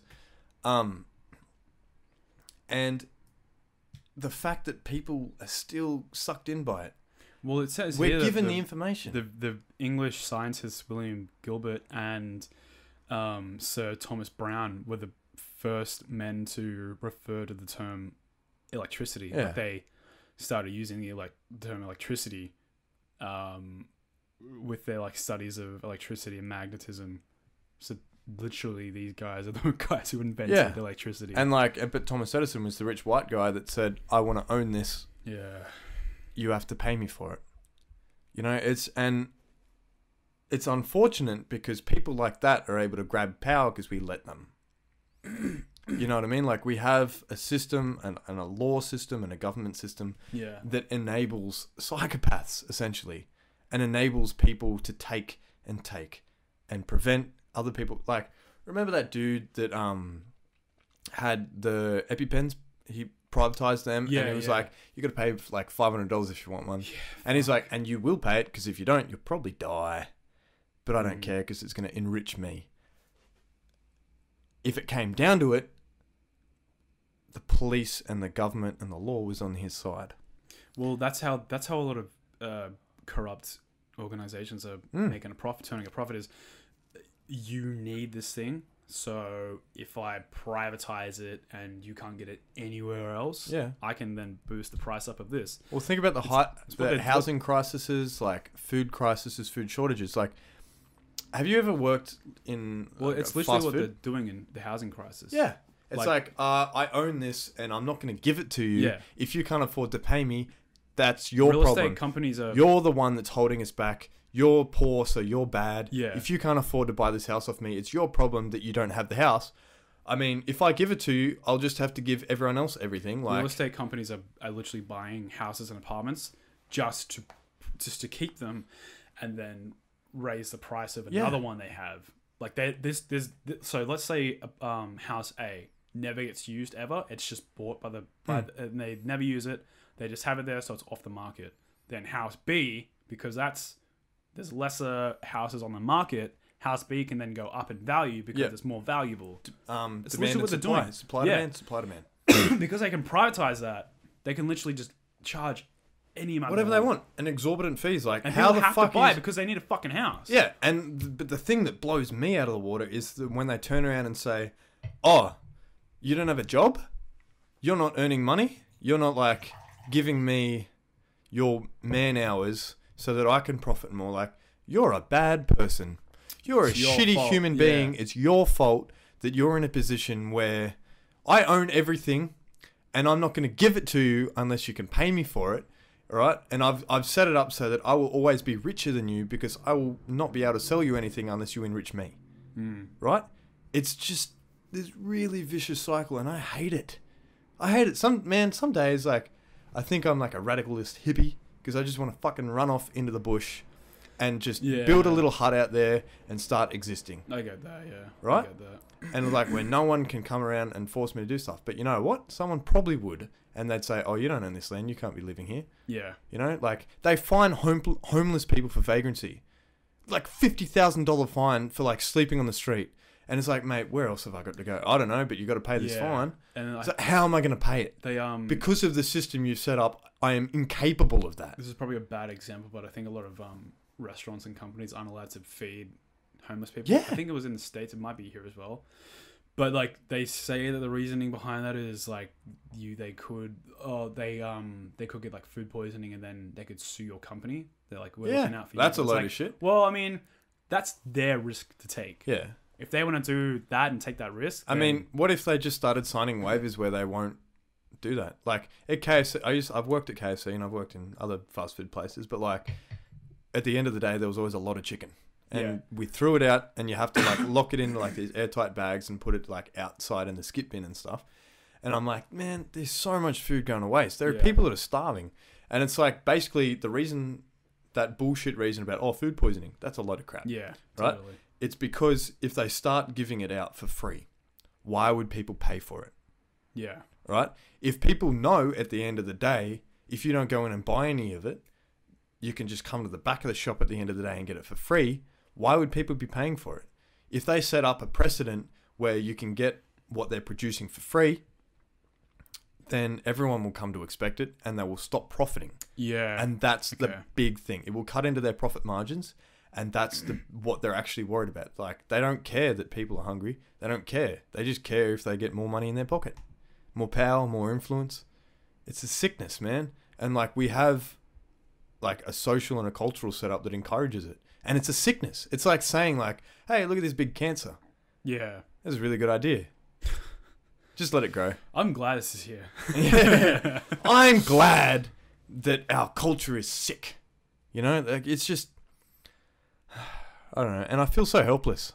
You know, like, if I said this to someone who was convinced, you know, that baby boomers and that capitalism and all this kind of stuff is a great idea, then, you know, I'm never going to get through to them. Yeah. You know, and like, no matter how eloquent I am, no matter like what I do. And that's why I like making music, and that's why I like doing what I'm doing, because by living at peace with myself, by holding these things in my mind, like thinking about it and believing in a certain way, it's a form of passive resistance against their brainwashing. And I think that, like, if I can't make a change to the system as a whole, I will live in rebellion of it. Yeah. Okay, and we're back. All right. Sorry about that. We were experiencing technical difficulties. Yeah, we had some mad technical difficulties. Some shit was going on. You ever play Pokemon Colosseum? I did, yeah. That was on the N64, right? No, that was on GameCube. It was GameCube? one of the first GameCube Pokemon games. No, I don't think I did then. Fucking good, dude. It had had Espeon and Umbreon. That's it's a fucking water and ground type. Yeah. It's in Pearl. It's fucking, what's it called? It's like a big toad looking thing. Oh shit. Toad. Damn. It's not Polytoad. I don't think it. Toad. Poly. P-O-L. Oh, I did Ploy. Ploytoad. Yeah, no, it's not. Oh fuck, what's it? Quagsire, that's right, yeah. So you want to talk about Pokemon for a bit? Yeah, right, let's fucking talk about Pokemon. Well, yeah, so Pokemon Colosseum, I'll whip up some pictures for you. It was basically like this game where... Because I played the one on N64, the fucking... the first video. Yeah, Pokemon Stadium, yeah. That was like, it's pretty much, that was just like a Pokemon fighting game. Yeah. Oh, and you could play mini games and stuff too. Yeah. That was Stadium. So look at this. Yeah, this chick, she had this ability because some of the Pokemon had like this shadow thing where they were being genetically like added to have this shadow, which made them like have this rage. Ooh. Where they would like kind of like they would disobey orders and go crazy and have this like fucking, and she had this power to see whether or not they had it or not. And whenever you would start a fucking battle, she would like look at that if they had the power, and she'd be like, by the way, they have the power. You'd be like, shut the fuck up! I'm trying to battle this fucking Geodude. So it's pretty standard like Pokemon style, just with that adventure sort of thing. Oh wow! Yeah, so it's actually like an adventure. Yeah, it's like a proper Pokemon game, just like. Dude, how 3D. Cool would an RPG Pokemon game be? Can you imagine? It wasn't an RPG, but it was like that. It was like Pokemon. Yeah, but it was 3D and a different kind of story. Yeah, it pretty much was actual Pokemon, just with a few extra features. Yeah. But yeah, a Pokemon RPG would be great, but they would never do it because they're making too much money off what they're doing. Oh fuck yeah! Yeah, this game. How did you feel about Pokemon Go? Did you ever play that? I liked it when I the first few months of it, because I felt like this was the beginning of what it was going to be. But then it didn't. Because it was like, okay, you can capture Pokemon and it's kind of cool to go hang out with friends and play this and do that, whatever.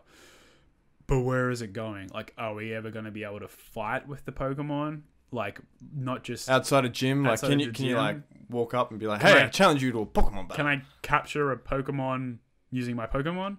Yeah. Can I fight other players that just I randomly stumble upon to test my might? Can I evolve my Pokemon with more than just microtransactions and candies? Yeah. And then the answer was, no. Yeah, no, man. No, man. No, we'll take your money and see you later. Yeah. Adios. We got what we wanted off you. Niantic can go fuck themselves. I hate everything that Pokemon Go stands for, because it stands for a game company that took something cool and took something that could have united a lot of people and did, and just completely fucking corrupted it. Yeah. It made it about money. Like, imagine if users had have designed the app instead of... there should be a fan-made game like that, but it wouldn't catch on because it didn't go viral. Yeah. But it's how I feel about No Man's Sky too. You know No Man's Sky? Yeah. Look, I saw a little bit of it, but then I was like, man, it feels like they kind of rushed this out because because they did, and people keep saying like, oh, it's gotten better now. You can do more things, but it's like, well, then that should have been the game that came out. It's kind of just like Universal Minecraft too, apparently. No, it's way less featured than Minecraft. Minecraft, it's like, okay, you can take resources and build like anything, and like you can go to a cave and find an exact resource, and you need this resource for that. Like No Man's Sky, when it first came out, was a glitchy, buggy mess of missed opportunities and. But hey, we made money. Yeah, like when it came out, pretty much all you could do was just like go from a few planets to planets, and you started to realize that I can't actually do anything more than harvest a few minerals and resources, kill some things, go here, not even build anything, just harvest shit, and then use it to like level myself up or whatever, and then you leave that planet and I watched my housemates learn like languages and stuff by finding like pillars. Yeah, like there was a few things like that. Yeah, but like apart from going to a planet, harvesting things, learning things, and then going to the next one, that's like all it was. Yeah. And you were promised to be able to play with other people, but you couldn't. Nah. And then they... Well, I mean, the odds of finding someone else in an infinite universe is also ridiculously Well, that was the thing too. Like, they were like, it's impossible to reach the center of the universe. And like 40% of people who played the game reached the center of the universe in like a month. Fuck. Yeah. That's commitment to the game. Well, it didn't take them that long. It was like 40 plus hours. Shit. Something like that. I don't know. Man, I don't know. I hate that. I hate how there's like something has such great potential, but greed holds it back. Well, let's take Grand Theft Auto 5, for example. That game got delayed by like 1 or 2 years. Yeah. And everyone was like, fuck. But when it came out, it was a masterpiece. Oh, how did you feel about the whole like people trying to boycott it? Because... was it Grand Theft Auto 5 or was it 4? I don't know, but there was a whole people that tried to boycott it because apparently it encouraged violence against women, or like, because you know, or you could. That was 5, yeah. Yeah. Okay. Because there was like, there's a huge blow up because you know you could,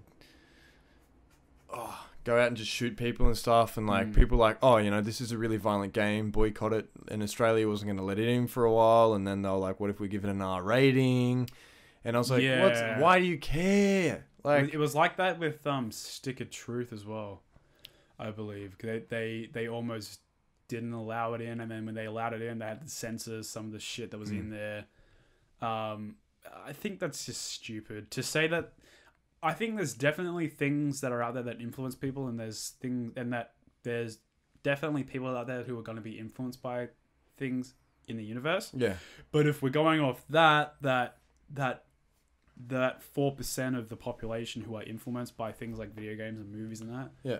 And if we get rid of it, all of it, just because of that, well, look, that's like they're gonna find it somewhere. Yeah. If you ban this one game, guess what? There's 50 million games out there just like it. See, like when people get so butthurt about something very specific, like I just think, why are you blowing up? Like, why is this such a big issue for you? Because like, all right, number one, wouldn't it be better to say, okay, let it do its thing, whatever, but I'll educate my kid and say, hey, buddy, look, there's some stuff in this game.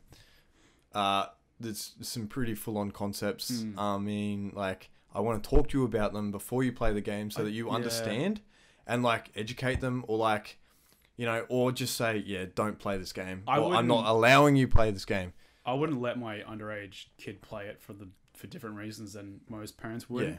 I wouldn't let them play because it's not meant for them. It has humor and things in there that's kind of meant for a more mature audience, and playing that it's wasted. Yeah. And it's not really meant for that kid. Like, they're gonna play it and go, I don't know what the fuck. Plus, it was like how we were talking about pornography before and how that changes the way someone thinks. Like, I will admit these games do that, but like for you to turn around and go, so I don't agree with it, which means nobody should have it. Well, that's why it has an 18+ rating. So I wouldn't want my kid to play it, so I'm going to try and make it so that nobody can play it. Yeah. Right? Like, that's dumb. Instead of trying to regulate the world, regulate your life. Yeah. If you don't want your kids being influenced by that shit, then don't let them fucking play it. Exactly. And like, the whole, like, by saying you can't have this, the biggest thing you're doing is painting a target on it and saying, you can't do this, you can't have this. And then what the fuck's a kid going to do? Yeah. I'll do it anyway. Yeah. I'm going to go to John's house. He has it. His mum's cool. She lets us have one beer. Yeah. Bitch. I'm 16, Mom. I can go to bed later than 9. John's mum lets me go later than 9. See, and like, instead of dictating things to your kids, I think it's really important to tell them why. So like, if I said, all right, if my son was, or my daughter, or whatever, like, whatever. You know I want to be a dad one day. Your non-binary child. Yeah, my non-binary, whatever. Disgusting pig. If they came up and were like, oh, I want to play this game, I'd be like, oh, okay, cool. What's it about? And then they tell me, or like, I'd sit down and with them and watch them play it. Like, and I'd be like, I'd come to understand the game myself before I told them whether they can or cannot. Yeah. And then I'd say, okay, buddy, look. And like, I've spoken to people about this and they're like, oh, aren't you just forcing your kids to grow up faster? And I'm like, aren't you doing more damage to them by hiding them from the world? Like, the world is the way that the world, like, the truth doesn't change just because you choose to ignore it. Definitely, yeah. Right? I would prefer to teach my kids about the truth and say, this is the way it is. You can choose how you think about it. You know what? Growing up in the Shire was a lot like that. Growing up in the Shire was a lot like, I went to a school where everyone apart from me was oblivious. Well, like I say, like me and like one or two other guys in my grade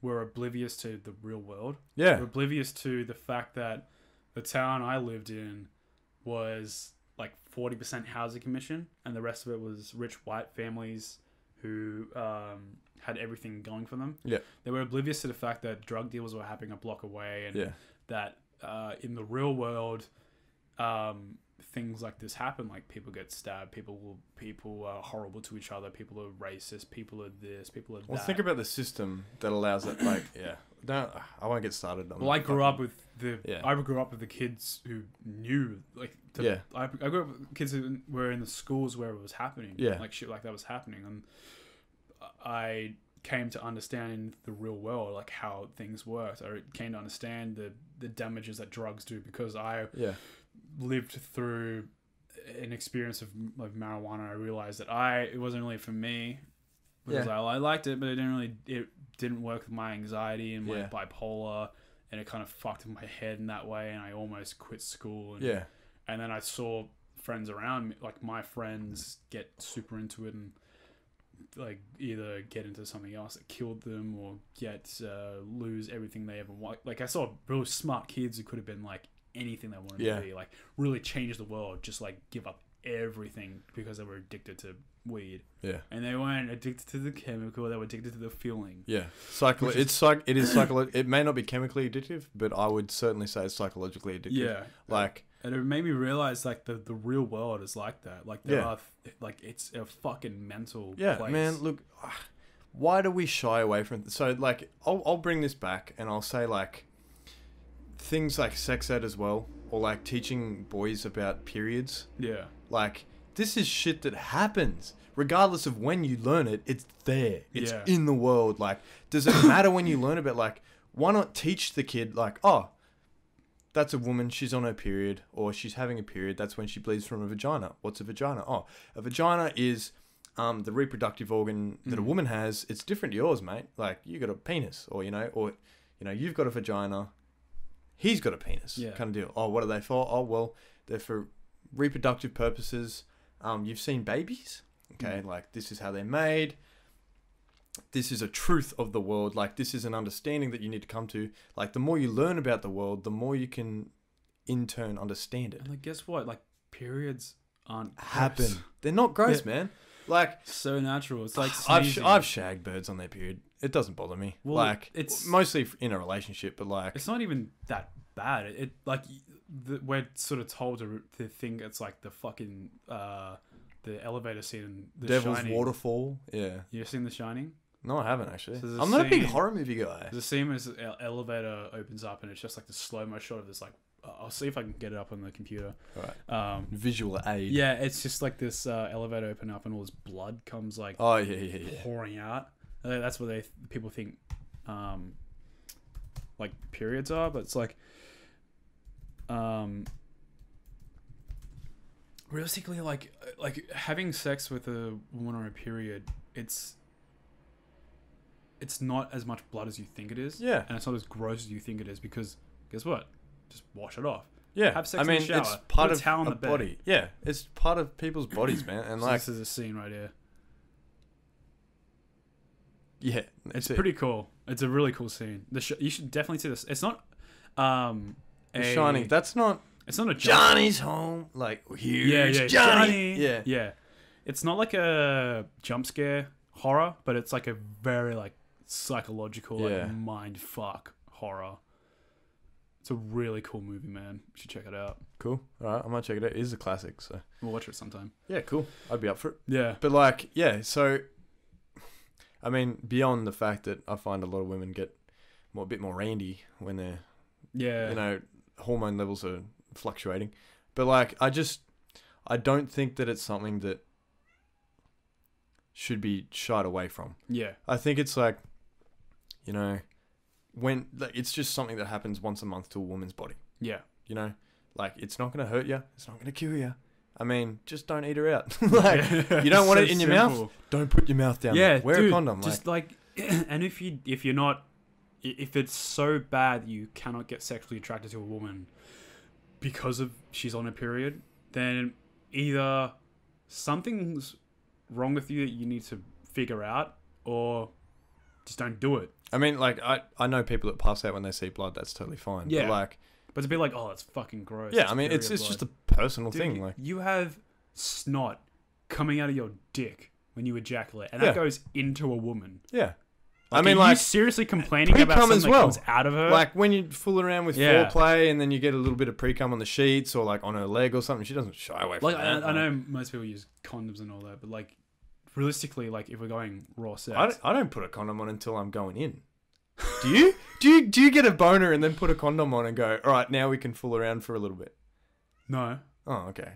Well, I suppose that makes sense. But well, when I used to, I put it on, like, right before the act. Yeah. That's like, you know, we've done the hanky-panky for a You put it on before? No. No. Okay. I was asking you if you did. Like, that's very prepared. Dude, I just like... Let me just two birds, one stone. When I'm flaccid, I just fucking put it on there so that I grow into it. Oh. Yeah. It's like... I go everywhere. It's like... Have you seen that episode of South Park? Where they're all just wearing condoms because they don't want to get girls pregnant? Oh, yeah, and he's like pissing and they're pissing. He's like, so we don't want to get pregnant. We don't want the girls to get pregnant.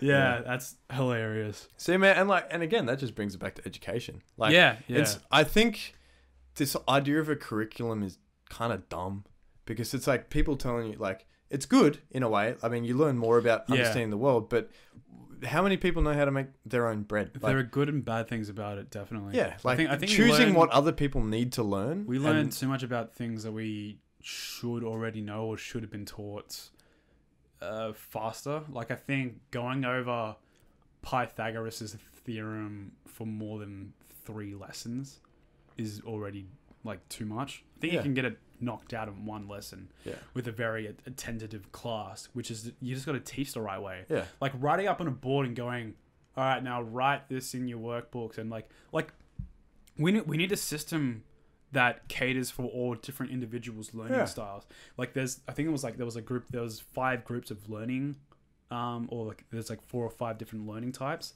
Like there's people who learn better with visual aids. Yep, people who that's learn me. Better I remember pictures. like writing things down. Yeah. People learn better through animations. Yeah, and doing things physically. Talking things through. Yep. Like we should have classes that cater to those different aspects. Like have a class for people who prefer visual aids and learn visually. Yeah. See, that's a really good idea. Instead of having like year groups, you could have learning groups. Like you learn a different way, you get put into this learning group. Like someone who needs who learns visually, have a demonstration of how Pythagoras' theorem works. Yeah. Like so this is a cool diagram of a triangle, like whatever. Yeah. So like this is a triangle. So if you think about it, if you were to draw an equal line here, like, and have a square off of this side of the triangle, you take that area, okay, and to find the area, you go, a squared. So that side times that side is the area, and then you build another square off this side, and then you draw that. Like, see, I remember it because I remember the picture. Yeah. I remember the picture, and it's a triangle with 3 squares around it, and it says that this square plus this square equals this square if you were to cut them up and put them together. We need to have and a I class did that. for that. That's how my dad taught me. We need to have a class for that. So my dad's a maths teacher, man. man. For someone who learns by writing it down. Yeah. Like, so write down in your books right now, this is how it works. And they write it down, and they read it over, and they go, okay, I've learned it now. Funnily enough, my dad got the Pythagoras theorem tattooed on his arm. Really? We're in Manly for this like family do, and he came back. He went down to the pub one night. He was drunk, and then came back, and he was like, "Check this out!" And had the fucking Pythagoras theorem, because he's been a maths teacher for 20-something years, and like kids in his class would come in with tattoos every now and then. And he was like, all you kids think it's cool. I want to make it not cool. And he's like, fucking flash C squared equals A squared plus B squared. I'm like, holy fuck, Dad, that's commitment. Keith, the drummer for Jacob's band? Yeah. His dad... Frips and Frips for everybody else out there. His dad is the funniest fucking dude ever, because he's such a stoner surfer dude. Chiller. Like, you think of Keith's like a very chill, kind of like long-haired dude. Yeah. His dad is fucking hilarious. Like, they're telling me stories, like, his dad, like, I think it was like he'd have like a few beers and he'd be like, "Oh, stick a fork in me, Keithy. I'm so roasted." That's like the fucking like Honey Badger, like the Nick Honey Badger comment, like the whole like, "Mate, it's busier than a one-armed bricklayer in Baghdad." It's so fucking funny. That's a funny. Yeah, man. I mean, like, I suppose part of being a bloke is you need to be aware of that you're always a role model. Like, kids watch adults all the time. Yeah. Like, I think about it now, and I'm a massive reflection of my dad. Yeah, like, totally. Yeah. And like, but beyond that, I'm a massive reflection of a lot of the male role models that I had in my life. Yeah. Because I look to them on how to act, how to purport myself. Like, one of my others was Clem Costa. He owned a fruit shop when I was a kid, and I worked for him for 4 years. Like, my camp director, Wind, when I was in Canada working at a summer camp. A really cool name. Oh, his name was Garrett. That's a cool name. Yeah, that's a cool name too, right? Why does he have a nickname? Garrett. But yeah. So like, and like, I collect these role models in my head, and I pick parts of them that I want to add into my own. Like, it's like I'm Frankenstein's monster, but I'm building myself from the things, and I'm trying not to be a monster by picking out. All right, that's a good thing for my dad. He was caring and he was compassionate, and he always owned when he made a mistake. I'll put that into me. But he's also an alcoholic who's really stubborn and treats my mum like crap now that they're divorced. I don't want that to be a part of me. Yeah. Garrett, very patient, very good at communicating and hearing and listening. I want that to be a part of me. Kind of a bit too aloof, though, from other people. Like, I find that I don't like that, so I don't want to be exactly like him, but I know the parts about him that I like and why I'm drawn to him as like a male role model. Clem, he had a very good work ethic, and he taught me about having a good work ethic, and like, that if you want something, you got to work for it, you got to earn it. Like, things aren't just handed to you. Yeah. that's good. But he was also very traditional, very women and men had different roles kind of deal, like very traditional Greek male sort of deal. And so I'm aware of their flaws, but I'm also aware of the things that I think make them beautiful human beings. Yeah. And they're the parts that I want to take on. Now, being aware of that, and that as a kid, those were the things I was collecting unconsciously,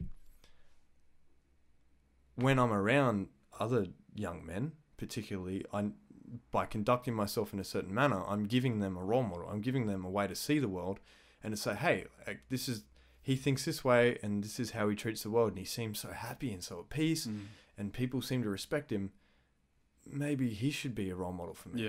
Yeah. But some people that aren't given good role models style themselves, and it's just how kids work. They style themselves after someone, and if they've only got bad role models, they're going to wind up not reaching the greatest potential of being a good person. Yeah, I think it's important as a man to look out for your friends in a way that's like, if they're doing something wrong, not playing like the moral superior, but like just helping them. Yeah. And it comes from a place of love. And those are the people you should surround yourself with. The people who want you to improve yourself. Judge a man by the company that he keeps. Yeah, totally. Yeah. I'm starting to realize that a lot now. Like I've had, over the fucking years I've had, growing up in school, I didn't talk to anyone I went to school with at all. Because I kind of realized that they weren't the kind of, they don't really give a shit about me. So I'm just not going to put in the time with them. I have very limited time. So I'm going to dedicate that time to people who... Time is your most precious commodity, man. To be with me, yeah. It's like, that's the cool thing about being an adult. You can choose your friends. In school, it was either get along or be lonely. Yeah. But now that we're in the real world, we can kind of be like, you have a cool way of seeing things. Yeah. Like, you make me feel happy and supported, and like, I feel love from you. I don't feel judged, and so when you offer me an opinion, so like, if you came up to me and said, hey, Jez, man, like, this has been going on and I'm worried for you because I think it's an unhealthy behavior. Like, if you came up to me and were like, hey, dude, you've been smoking a lot of pot lately. Yeah. Like, I haven't seen you sober. And I don't get to see you often, but every time I do, like, you're stoned or something, like, are you okay? Like, I think this is starting to become an issue. Maybe you should look at it. Like, I'm putting this out from a place of love. I'd be like, fuck, yeah, totally. Yeah. Okay, I can see that. Shit. And then I'd take it on. And that's the sort of people that I want to be surrounded with. You need to be surrounded by those people because they will make you a better person. And make you happier. Like I've told you before, but like for reference of whoever's listening, I'll like kind of explain, like, my friends when I first started university 2 years ago in 2016. Yep. When I met you and I met my girlfriend and I met all my current friends, I had a few best friends. There was a group of 5 of us, and we were very toxic to people. We were very like anti everyone. It was like only ever us, and everyone else can like fuck off. Yeah. Sort of elitist. Yeah, like we were better than everybody else, and we would like pick fights at people and just start things at people and like do horrible things to people because it made us feel better about ourselves and made us happy. And one time, one friend, call him John. Yeah. Okay. So John's girlfriend, John was a guy who was a very materialistic person.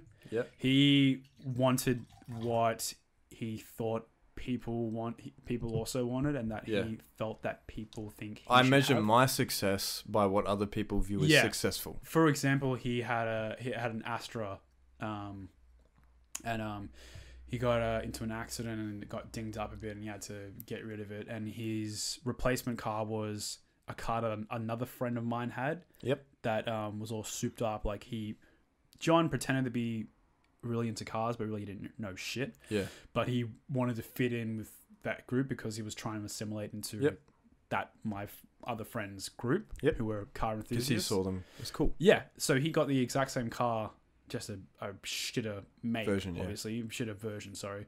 And not souped up at all. just purely because he wanted to fit in with that kind of crowd. So it kind of gives you an insight to what kind of person he is. Yeah. So if by needing to own something to fit in, automatically that's a crowd I wouldn't want to fit in. He had to justify a lot of things. Like, he was always either talking to a girl or dating a girl. Like, he had so many girlfriends. Like over the years that I knew him, and his girlfriend at the time of like us, like during like, because I knew him for a few years, and there's another friend of that group that had been my friend since I was 14. Yeah.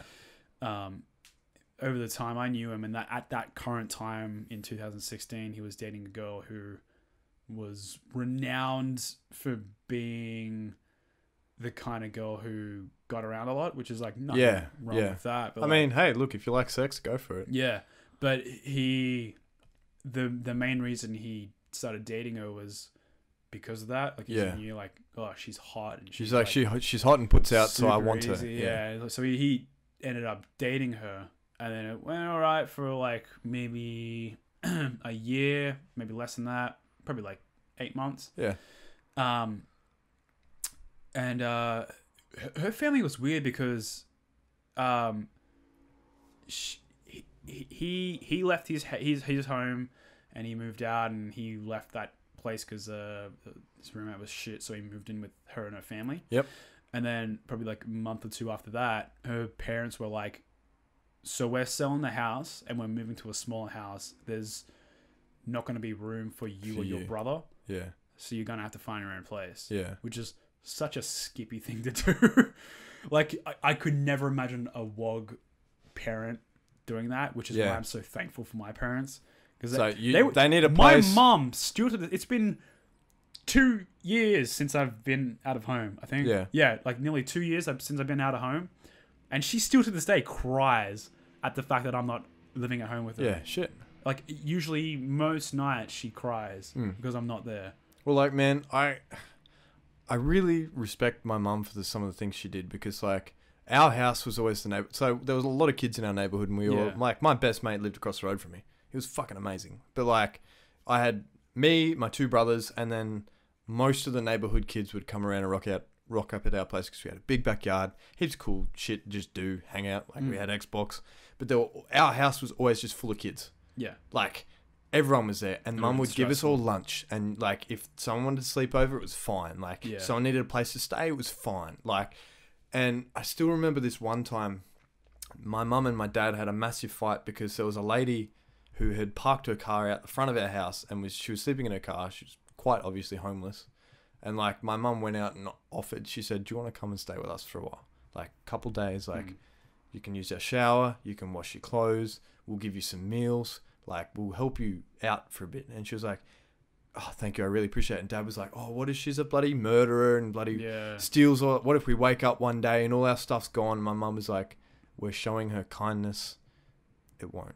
Yeah. And like, I was like, wow.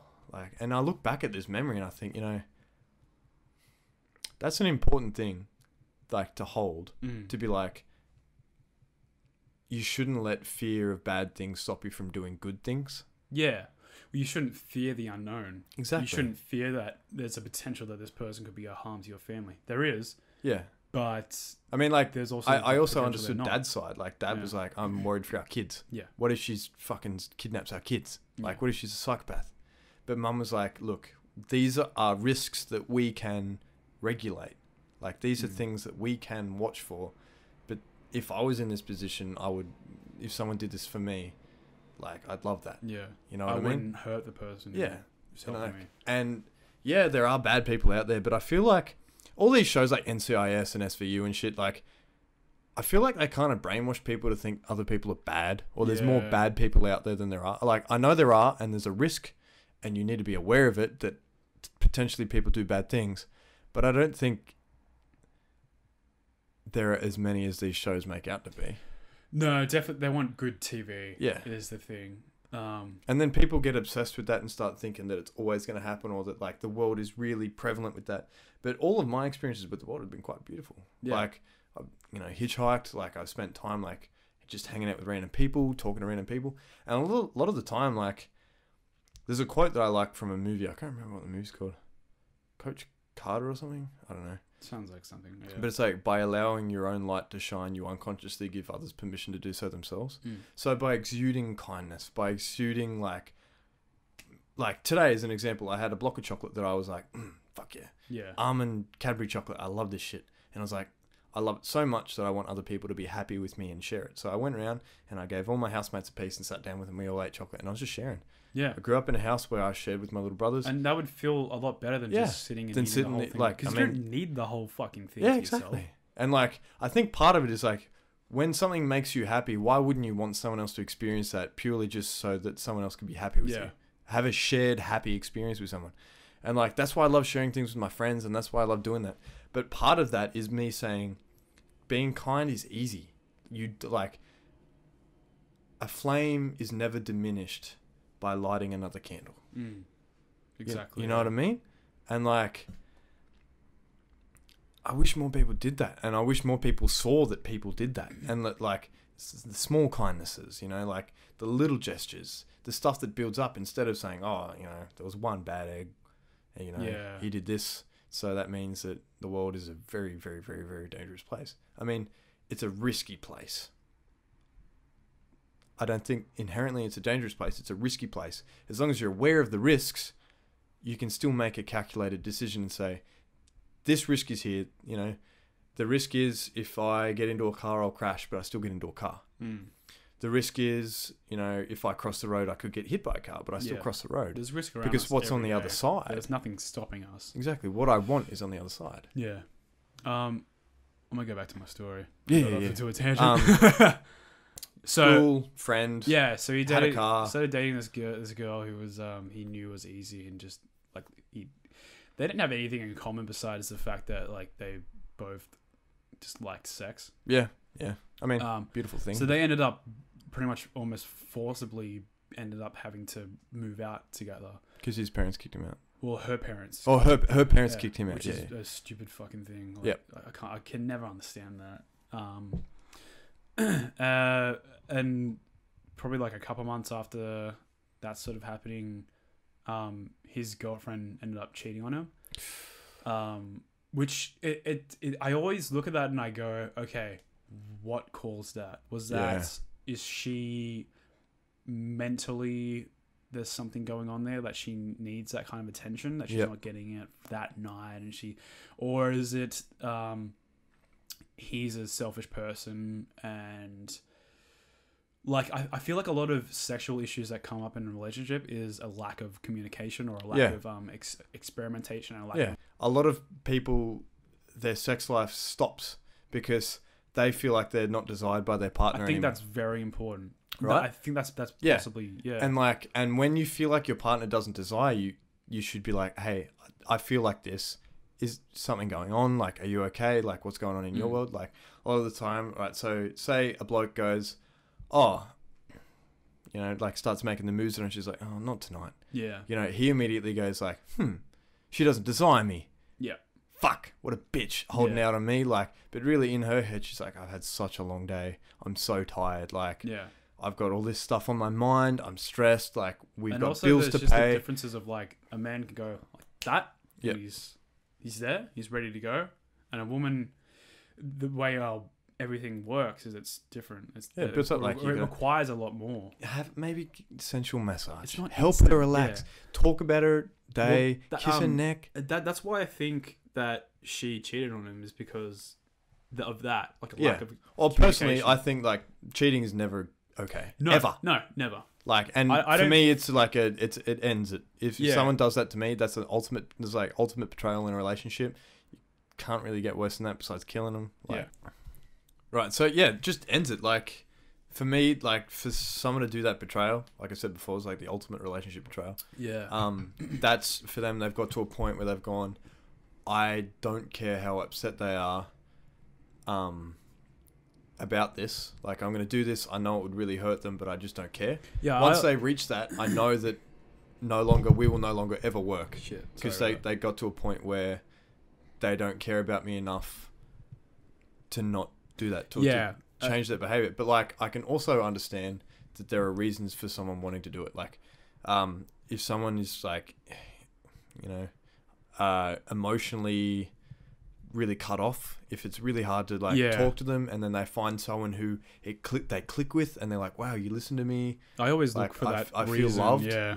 And like, yeah, I can understand why, but that's when you go, it's not working. I've fallen for someone else. We're done. Yep. And then you do it. Yeah. Right. So my mum, I actually had a conversation with her about this. So, she was unfaithful to my dad at one point. And this was because he had, so he'd left, he was in a different town. He and her were having a lot of issues. He wasn't communicating. This was a period where his alcoholism was becoming really difficult to deal with. She was finding it hard to constantly be in charge of us 3 kids, because dad would he'd be like, I'm going to the pub, and mum would be like, you know, like, I've been with the kids all day, like, I'd like a break. And he's like, I've been at work all day. You've been sitting at home doing nothing.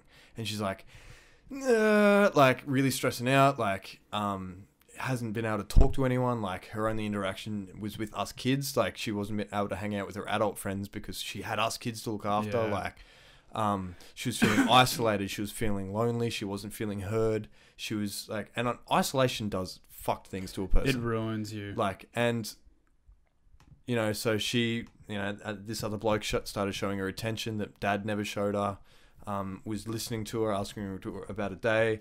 And then was like offering, you know, like, oh, you know, I can look after the kids if you want. And like, and mum was like, wow, like, this is a man who's like offering me these things, like understanding me, and like they kissed and everything. And mum was like, I feel so bad. I don't want to do this, but like, it feels, you're making me feel so happy. And like, I'm like, fuck mum, like, I think that's healthy though, to realize that. To like, own that. It's part of like emotions, like anything that promotes you to suppress an emotion is unhealthy. Yeah. Right? So you, like, if you have an urge or an emotion, you need to own it, because when you are a master of your thoughts, when you handle your thoughts lightly, you are master of them. Just because you're admitting it there doesn't mean you're going to act on it. It's like, it's a Buddhist principle actually, to like, what do you call it? You acknowledge it, accept it, let it go. You know, so like, I can be like, oh, well, you know, I'm feeling really angry about this. Why?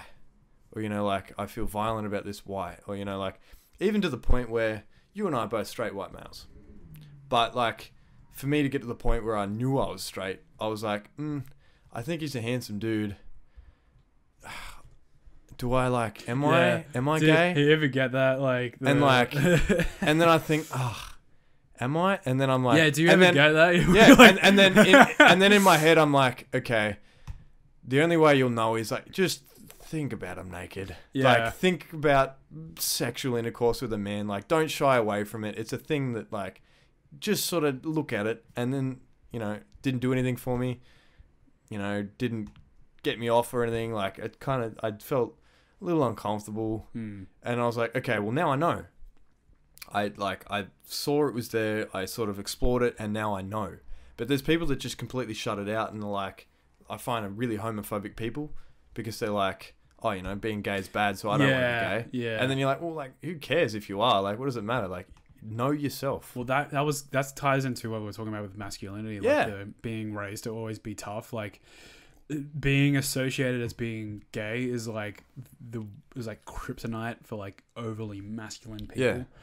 Like, being told that we have to be like masculine, we have to be strong, we have to like chicks, we have to like blondes with big tits and big asses, and we go like this, and we go like that, we go like this. To be feminine is wrong. You can't be feminine. And then those who are feminine, they're lesser beings than us. And it's because they're so scared of it in themselves, they shut it down. And they run from it, and they don't look at it, they don't accept it, and therefore cannot become a balanced human being, because like, you can only ever know someone else as deeply as you know yourself. The worst ones are people who are suppressing their own homosexual desires as well. Yeah, there's nothing wrong with it. Well, sexuality is a there's spectrum, nothing wrong man. with homosexuality. Not suppressing it, that's a problem. Yeah. But like, sexuality is a spectrum, dude. Like, you know, people like different things. Yeah. Like, what, I mean, I'm still going to think you're weird if you want to fuck animals. But like, yeah, but that's a whole new kettle of fish. That's not a human being. Yeah, that's a whole new kettle of fish. There's a reason why fucking a pig and wanting to have sex with a 12-year-old girl, there's a reason why those things are inherently bad. Yeah, because they are unhealthy. If you take away the fact that you're taking advantage of that species or that kid, it's biologically not accurate. Yeah, I mean, like, the whole point, like, sex is we do it to further the species. We procreate, right? Yeah. So like but we've evolved to the sense where we do it for pleasure. Yeah. It's like pleasure. Dolphins are the only other. It's animals. A heightened sense of like it's joining two, like harmoniously, like two people together. You know, and it's a really like back to that whole like it's the why not kiss. share nice experiences? Yeah, it's the ultimate kiss. It's a sharing. It's a learning experience, and then it becomes a sharing experience. Yeah, right. And like. I suppose we won't go into pedophilia and all that shit now. No, I don't want to talk about that. I want to say that we'll leave that. Yeah, I want to say it's bad. We'll save it for another podcast. Yeah, but like, there's nothing wrong with one sexually consenting adult male wanting another one, or one consenting adult female wanting another female. Because we've evolved to the sense where that's normal. Yeah, because we've evolved to where that's how people's brains work. Yeah. Whether or not you believe that it's biologically accurate or because in the fucking 1,000-year-old book that it's not, it shouldn't be a thing. I had this theory, like this weird, like fucking, here we go, Jeremy's theory. Theory time with Jeremy. What if we're evolving as a species to start to develop more homosexual traits, or more of our species are becoming homosexual to limit our population growth? That's actually interesting. I believe there's always been like homosexuality is the next step in human evolution. I believe there's always been we have been like the Romans I mean and the like Greeks. a big amount of like homosexuality population. I just think that years and years and years ago, it's always been a suppressed thing. Like you can't show it because in most cases you will be killed. Yeah, which is fucking mental. Today, in most cases, some places you will be killed. You know Dick up your bum. Yeah. Off with his head. Yeah, no, legit religion, and it's more often than not religious related. Fucking religions. It's crazy, man. Fuck religion. I have a theory actually. Do you ever think that if we never had religion, we'd be so much better? We'd be advanced. Do you think? Yeah. Fuck yeah. I think about that all the time. It's like that Jim Jeffries thing where it's like if humanity was on a train, you've got all the like scientists and the free thinkers and the artists and stuff and like up in the front carriage. And all the religious nuts in the back. Don't need that. But man, it's like I can't get around the fact that it's mass manipulation. Like I think one of the things about me as a person is that like I hate feeling manipulated, and I carry that because like one of the reasons I had issues with my mom was she emotionally manipulated me during mum and dad's divorce. Yeah. And like I hate feeling like someone else is trying to control my behavior when I feel like my behavior isn't negative. I feel like I'm an evolved enough human being. I feel like I'm a critical thinker enough that I can be like, okay, I don't think this behavior is harming anyone or is negative. So who are you to tell me I can and cannot do it? Yeah. Right? And I hate people trying to then manipulate me or have other people manipulated to then try and enforce that. Right? And I think religion is the biggest mass manipulation ever. And was performed by people thousands of years ago to get poor old mate. Like, do you know about, what are they called? You can buy, you bought them off priests. What were they called? And it was why where Martin Luther King, not the black guy, Martin Luther, like Lutherans, that's where they came from. They were called, just do Martin Luther, reclamation, and then reason. Like it was, reclamation, reason. So, let's have a look. It was in a reaction to these things that priests would give you. So that it was like they would absolve you of sin or something, but you'd have to pay a certain amount of gold for it. Yeah. And like the way that they told people it worked was like, okay, we will give you like this ablution if you give us X amount of gold. When people die, they're sent to purgatory, but if we bless them, they'll be sent into heaven. Otherwise, they'll stay in purgatory for a long time. If you loved them, then you would give us gold. Yeah. But immediately, why did people go, oh, yeah, all right, let's get sucked into this. Let's give them gold. Let's give these people who are already rich our gold that we barely survive on. Like, let's give it to them so that our dead relatives' soul, like, they're using love to manipulate. They're saying, these suckers, they love their loved ones. Welcome to the fucking idiots. Current times now as well. Like, like hair recovery pills. Yeah. Hair recovery treatment. Like, that shit ain't working, man. Oh, look, man. But companies out there are fucking pushing it. Like, giving these poor people who are losing their hair hope. And not doing shit. Even my hair's thinning. I love my hair, man. Like, I love having long hair. I love the freedom of it. But, like, I know the top of my hair is thinner than the sides at the moment. And I reckon that I'll... Oh, what are you worried about? You got this big, thick fucking bush up there. So do you. Yeah, but fucking idiot. It's... I don't know. Like, when... I get that all the time, but I think we're freaking out a bit too much. I think... Yeah. See, isn't it weird that we go... It's scary, man. Oh, you know... I don't want to be bald. Yeah. You know, but I talked to... If I did, I'd commit to it. I'd just be like, fuck it. I talked to relatives and like, I know Joe Rogan, when he was like 20, like started showing signs of balding. I'm 22 and I haven't had much of a sign. Like, I don't think I've had really any clear signs. Like, I've had like hair kind of like come out when I'm brushing it. Yeah. But like, there's nothing really there to say like, yeah, you're going to go bald. Yeah. I think if I was going to go bald, there'd be something, or like right now already, that would be like, well, I knew a bloke that started going bald in high school.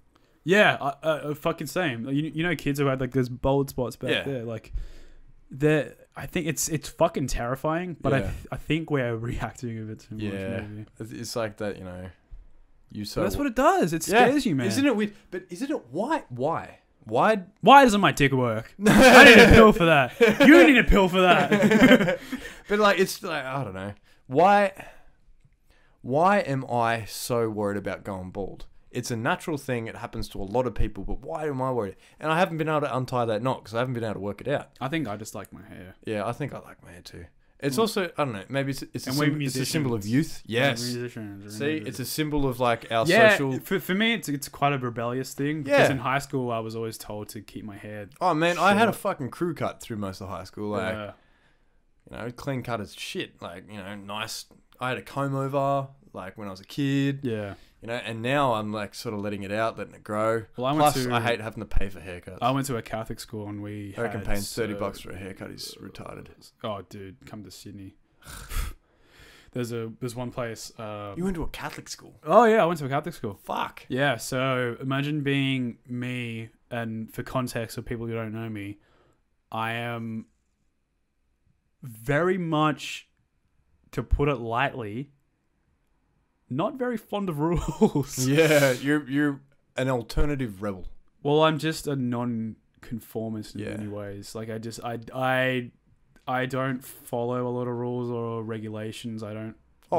Ones that I don't agree with, I don't follow. Yeah, there's ways of life that I abide to and I agree to, but like with high school, I have a massive problem with high school, and I don't just say that as a rebellious 22-year-old just who like my hair is very representative of who I am. Like, it can be neat when I want it to, but it's also like shaved, like undercut with long hair on top because I like the look of being different. And I like that look of like, this is me. Like, I'm a different person. Yeah. Like, I'm a unique person. But it comes from high school when I was told that I had to have my hair either... This is how stupid it was. It's also cool that the sides of your hair is the same length as your beard. I always thought that was pretty cool. It's going to be shaved down, though. Yeah. I like having my beard bigger than my shaved sides. It's a good beard too. Because I like having the contrast of the beard and then it fades into the short hair. I'm jealous of it. I wish I had this bit here. That goatee. Under the lip. It's a weird part. It's weird how nothing grows between the end of the mustache there. right above the chin. It's like this little part here is just like, nah. Yeah. But yeah, like in high school, I had, when I was like 16, I had like an emo fringe, like a massive mop of hair. Yeah, I can totally see that. Yeah, I'll show you photos, man. It's crazy, dude. I was cut my life into pieces. This is my last resort. Suffocation, no breathing. Don't give a fuck if I get my all bleeding. Yeah, that was. But I didn't listen to that shit. I listened to fucking Bring Me the Horizon and like Alexandria. I actually, when I was in year 8 was when I started developing my heavier kind of taste. So I was mad into like Nirvana and like Foo Fighters beforehand. And then I played Guitar Hero 3. And I got, dude, it blew my music taste up. Hey. Fuck. Slayer. Fucking Slipknot. Disturbed. Rise Against. Yeah. Even like Rage. But I think Tony Hawk's American. Oh no, not American Western. Tony Hawk's games as a whole. Yeah, just in general. Did that for me. Yeah. But yeah, like that kind of like era. I had long hair, and I was always told like that hair is too long. You can't put any color into your hair. Having long hair is girly. Yeah, like. But like I was told by my teachers, like you had to get it cut. So then like cut to like when I'm like 17 or something, I'm getting out of that phase. I get my hair cut short. It's like a little bit long on top and like short on the sides and that kind of stuff. Kind of typical haircut. And I'm told by the same assistant principal and staff that my hair is now too short. What the fuck? What does it matter what length your hair is? I'm sorry, I didn't realize that my hair affected my fucking education. I didn't realize my hair affected my brain. I know it's on the same. You know what it is though? It's just the image. They only give a fuck about their image. Yeah, look, and that's my whole theory around the ATAR. The only reason that fucking thing is pushed so much and it exists is so school can go, yeah, we got an average of 95.9 ATAR. Yeah, we're pretty fucking good high school. Yeah. You can fuck off with that. That's ridiculous. You are ruining kids' lives. You are literally the equivalent. The scars that some people come out of high school. You're the equivalent of dance moms where you're starving your kids. Yeah. And like, or you're a dance troupe, you're starving these women to fit into this little thing so they can look good for your little fucking parade. See, I went to a public school, so I didn't have that issue. But like, lucky. Yeah. But yeah, fuck Catholic schools, man. Like, I know I was just thinking like before when you said like, we seem to be coming up with more and more and more rules to stop people from doing stuff. But instead of coming up with more rules and then punishing them if they did, why don't we explain why they shouldn't do it? Education rather than more rules. I think that's a good point, but it's not very prevalent in high school. Yeah. Which is like what a... Like, And if you can't explain why it's not a good thing to do, it's like, oh, we don't want you to have your hair cut. Well, because even if they explain that it's like, oh, it's because we want to put it... And they pretty much did say that it's for the image of the school. Yeah. Why do I give a shit? Yeah. Why do I give a shit how much you get paid? You got a job to do. You got to teach me. Yeah. Fucking teach me. Don't tell me that I have to shave my beard, that I have to shave my hair. Don't tell me I have to be you. I have to be your person. Fucking do your job. Why do you have this authoritarian stance over me? Yeah. Why should you be the one to tell me that I can't be me because that doesn't fit in around here? Oh man, everyone's got a god complex. Everyone wants to make everyone else in their own image. And for reference, this was St. John Bosco High School in England.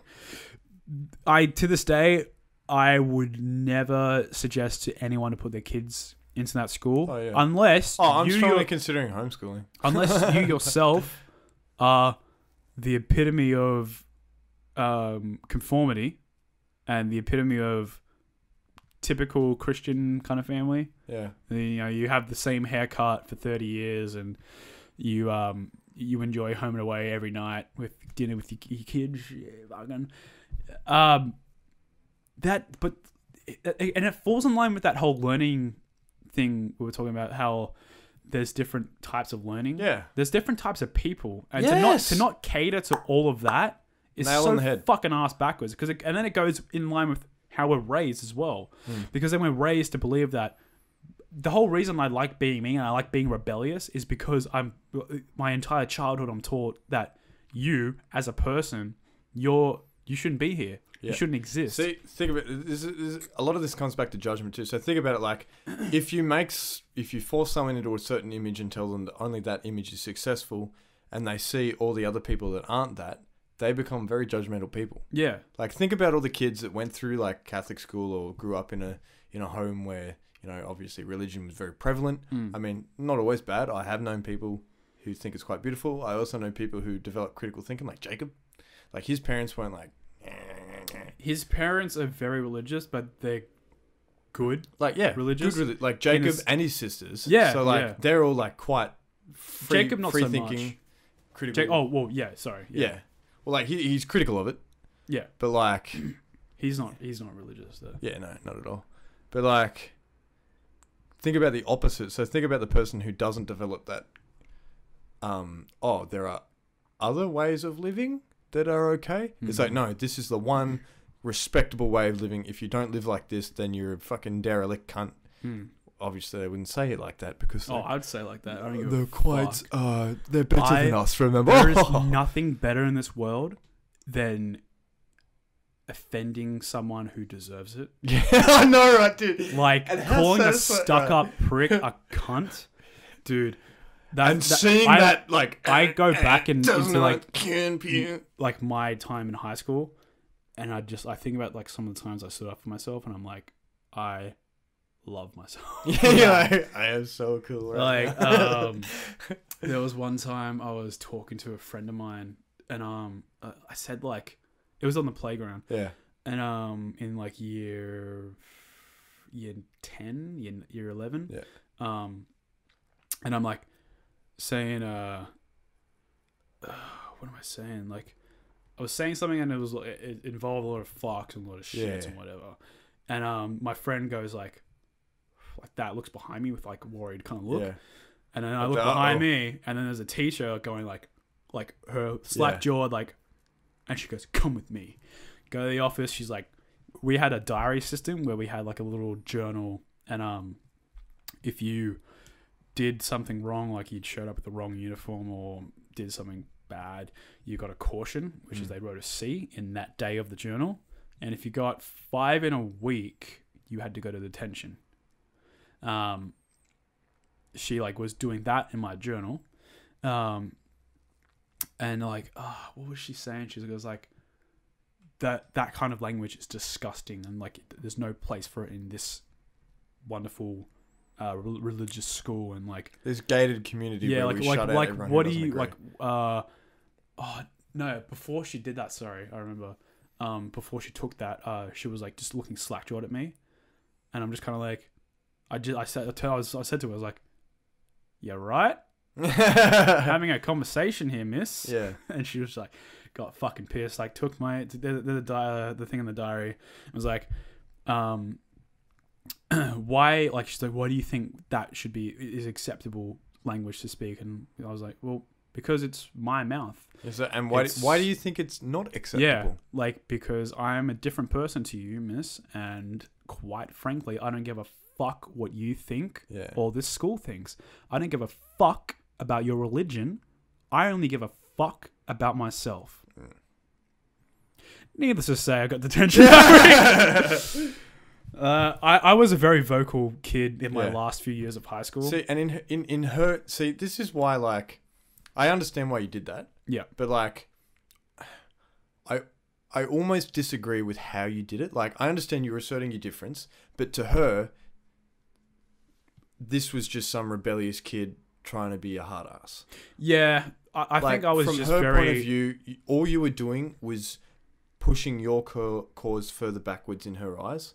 Like, if I were to sit down, I would have been very polite and would have showed intelligence. Yeah, and insight. no, I would have said fuck you, but in a much more polite way. Not contriteness. Yeah. I wouldn't have been contrite. I would have said, why do you think it's a bad thing? Like, stimulate thought, start a discussion, and like make them realize that, wait, the people in my head that swear are rebellious kids, people that are drug takers and fucking low life bastards, and you know, people or sailors and you know, like all these like really low level, low socioeconomic, you know, idiots. Yeah. You know, they swear because they don't have any other words to use there. And in her head, if that's what she thinks and that's the belief that she holds, then acting in accordance with those beliefs is only going to affirm them. See, you need to challenge them, and then that's when you can make change. I'm a very angry person a lot of the time.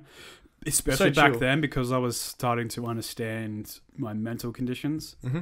And I was starting to understand that no one gave a shit about me. They just gave a shit about themselves. Yeah. Like, the only reason I was really antagonistic with a lot of my teachers in my school was because the majority of them were only looking out for themselves. Yeah.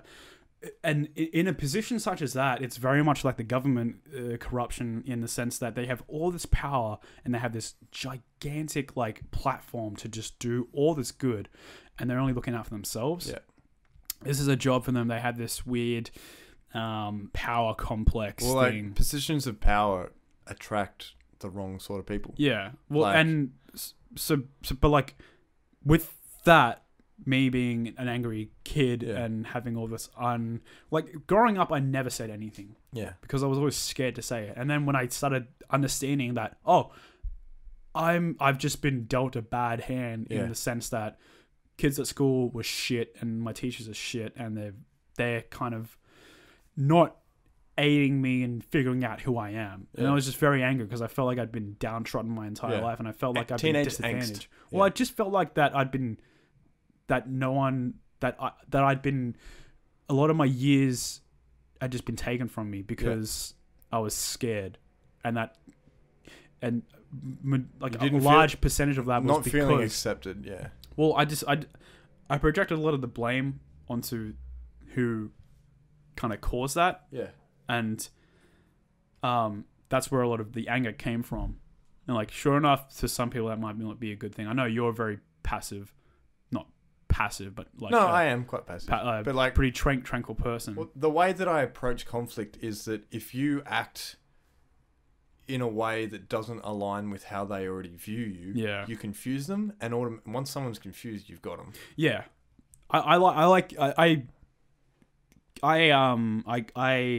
think a lot like that. Like now, like that I'm older and mature, I also just like to fuck with people when they try to disprove you, and you're like, what? Actually, I'm this person. Like, you know, because like I don't know, I don't care about being right per se. Because I think right is almost being subjective. right is almost subjective. Like with people, because like who am I to say that the way I see things is right? I don't care whether I'm right. So for me, in an argument, the only way in my head for me to win an argument is to just get them to understand that they may not be right. Yeah. And like, so say at school, if I got called in, like, this is different for me because I was like, my parents were teachers. I was a bit of a model student. I was prefect, house captain, stuff like that. But like, I also did like dumb shit, like bad shit and stuff. Yeah. And like, but because I was held to a pretty high standard kind of deal. But like, if I did something that that I wanted to do to express my freedom or something, or like, you know, I was carrying on like a pork chop, you know, like, or say if like I was with my mates and we're all being a bit rough and swearing and carrying on like idiots, and then, you know, an old lady sees us and is like shaking her head, and then, you know, I then see her later on and she's already got this preconceived notion of me. I then become very polite, very eloquent, and like when I'm confronted by someone who's like, oh, you know, look at this lazy musician who's, you know, probably just doesn't want to do anything in life, doesn't want to work. Look at this dull bludgeon cunt, like, and then like I want to live in such a way that I challenge their concept of like a dull bludger, or like I know it just sounds like excuses, and I know a lot of people will be like, oh, he's just making excuses to be lazy and not work. But I'm like, well, I think I'm a balanced person. Like, I'm happy to learn new things. I'm happy. If I'm happy, what's wrong with that? Like, am I hurting you? does it matter? Like, I'm able to have a conversation. Like, you know, you've been convinced, like, the easiest way to manipulate the poor is to convince them to want to imitate the rich. Right? And so, like, people are like, oh, I have to work 7 hours a day to continue to live the lifestyle that I like. And I'm like, well, maybe I like living a lifestyle of being poor. Because I don't need that much, because everything I do need is free. My friends are free. You know, having fun with them is free. Just shit like that. I don't know. And to challenge someone by acting as an example that consists of one of their preconceived notions, but challenges it by acting in a different way, I feel like that's the greatest way to instigate change in another person. Yeah, definitely. I think like looking at that now as like a much more intelligent and much more calmer person, you can understand like, yeah, that's definitely the way you should act. Yeah, I don't know. Yeah, like I said, just I was an angry kid, and like I still am very angry. Like I think that's where that differentiation of personality comes in. Yeah. Like you said yourself, like when you were younger, you were like the prefect kind of school captain kid, and I had maybe like 2 actual friends and like a group of guys that I tried to get along with, but didn't really. That was me in primary school, man. Like I used to get bullied and beat up all the fucking time. Oh yeah, no, like I like yeah. Weirdly enough, in Catholic school, there's like you never really had fights, but it was mainly outside of school that I had a lot of fights with people. I suppose I was lucky too. Like small country town, everybody that I went through school with, I went through since kindergarten. Yeah, no, I did the same, and I kind of realized that how fickle people are. You can literally just grow up with people and they just don't give a shit about you. Like my entire school life, I was just an invisible person, and it developed a lot of personal issues with myself, like how I saw myself throughout my entire high school years. Like I was like fair. I was talking to girls a lot, and I had a lot of friends that were girls, and I was very like, those years were very intimate with a lot of women, and I had a lot of like not relationships, but I had a lot of, you know, interactions with this. I had a lot of attention, I'll just say, and I didn't understand it. I accepted it because it was beneficial to me. Yeah. But I never understood it because I hated myself. And that kind of developed from, like, no one really gave a shit about me. Yeah, and I kind of thought, like... The way you viewed the world was that everyone was in it for themselves. So when someone was interacting with you in a way that... Well, not so much that. It's more so that when people didn't take notice of me, it's because there's something wrong with me. It says, okay, well... What's wrong with me? Is it because I don't play rugby? Is it because I don't like this kind of music? Or is it because I dress this kind of way? My hair's this way? But I'm still more successful in things than they are, than the cool guys are. So what's wrong with me? And it's just, it created this internal conflict with myself that I didn't understand. Am I doing things right? Am I doing this like wrong? If I do this... If I start bullying, am I cool? Do I become a better person? If I just sit back and accept things, do I become a better person? It was just this self-image thing of I didn't understand who I was, and I didn't understand who I was supposed to be until I became self-aware of my mental conditions and everybody else around me. Yeah. It was when I realized that I didn't know I had bipolar back then, but I knew I had something. Yeah. And I talked to counselors and doctors, and they said, yeah, like you have this, you have that, like whatever. I understood that there was, okay, I have something wrong with me, or rather I have this thing that people have that's common. I'm not just weird. This is just a thing that I have. I mean... I wouldn't say it's something wrong or broken about you. It's just something different about you. No, but I thought of it as that. I thought of it before that. I thought I was just I thought maybe I was doing something wrong. And then I realized like, oh, well, my brain is just a bit different to people. And then I realized that I didn't really give a shit about what everyone thought about me. Yeah. I to this day, don't really give a shit about what the general public thinks about me. I care about whether or not I'm a good person to my friends, my family, and I'm doing good in the world, and I'm positive, and I'm projecting positivity. Yeah. I don't want to be a bad person and do bad things and project that into the world. I just genuinely don't care about if Joe Schmo across the road thinks I'm a good person. I don't care. I just want to be a good person. Yeah. And I learned that in my later years in high school, that I didn't care whether or not I fit in. I realized that I can fit in anywhere I want to. That makes sense for me. Yeah. Like I fit in with the guys from the public schools. Like they accepted me for who I was. I didn't feel like I had to be anyone. I was just myself. Yeah. And when I realized that, like, oh, I've been going about this thing the whole wrong way. Like, I don't need validation from these people who are going to grow up to be plumbers. Not to say there's anything wrong with that, but yeah. I'm going to be a musician. I want to be an actor. I want to be a comedian. I want to be a vlogger, which I'm doing right now. I want to be a podcaster. I want to do all these things. Yeah. And I'm gonna fucking do these things because I'm gonna try really hard to do it. Yeah, man. And I want to surround myself with people who want to either help me do that or want to do things with their lives in the same way. Yeah. It's like, the way I look at it is, as long as at the end of the day you can look in the mirror and say, I'm proud of the man that I am. Yeah. It doesn't fucking matter. There's still I still get a lot of mental issues. Yeah. Because that never leaves. It's not going to go away. It's never going to go away. It's just, you learn to cope. Yeah. Like, I've been battling suicidal tendencies for 2-3 years now.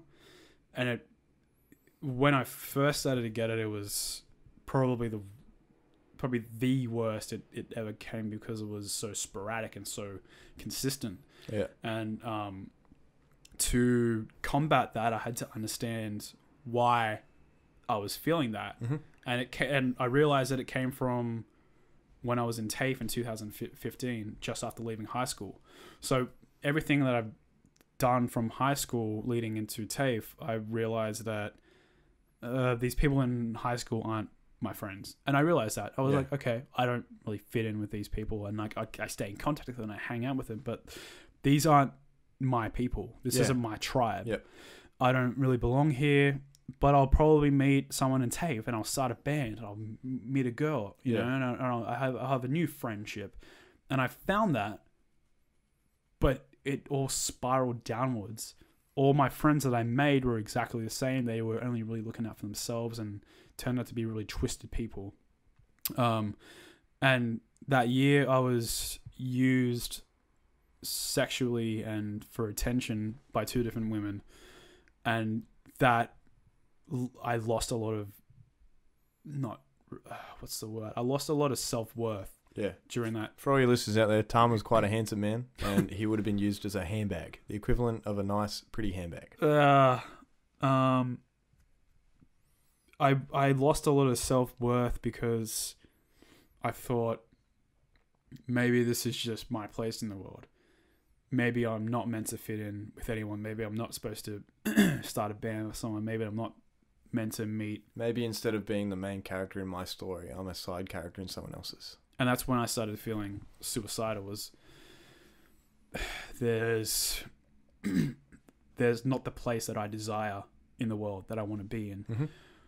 And up until I met all you guys in uni the next year. So this has been going on for like a few months, like the suicidal time of my life. It's good that you can talk about it too, man. Well, I feel comfortable about it because I understand it now. Yep. Until I met all you guys in uni, like in the next few months afterwards, in the next year, and I met my partner Laura. Up until then, I was still feeling that, like, well, you know, things don't work out. If I don't ever find my place, then I don't want to live in this world that's simply put just how I want to. I want what I want, and if I can't get it, then that's not the life I want. Yeah. And then when I met Milky and my bandmates, and I met Jacob, one of my best friends, and I met you, one of my best friends, like two guys that I telepathically like have this undying bond with, and this brotherhood, and this weird fucking it's this thing you can't describe, but it's just this.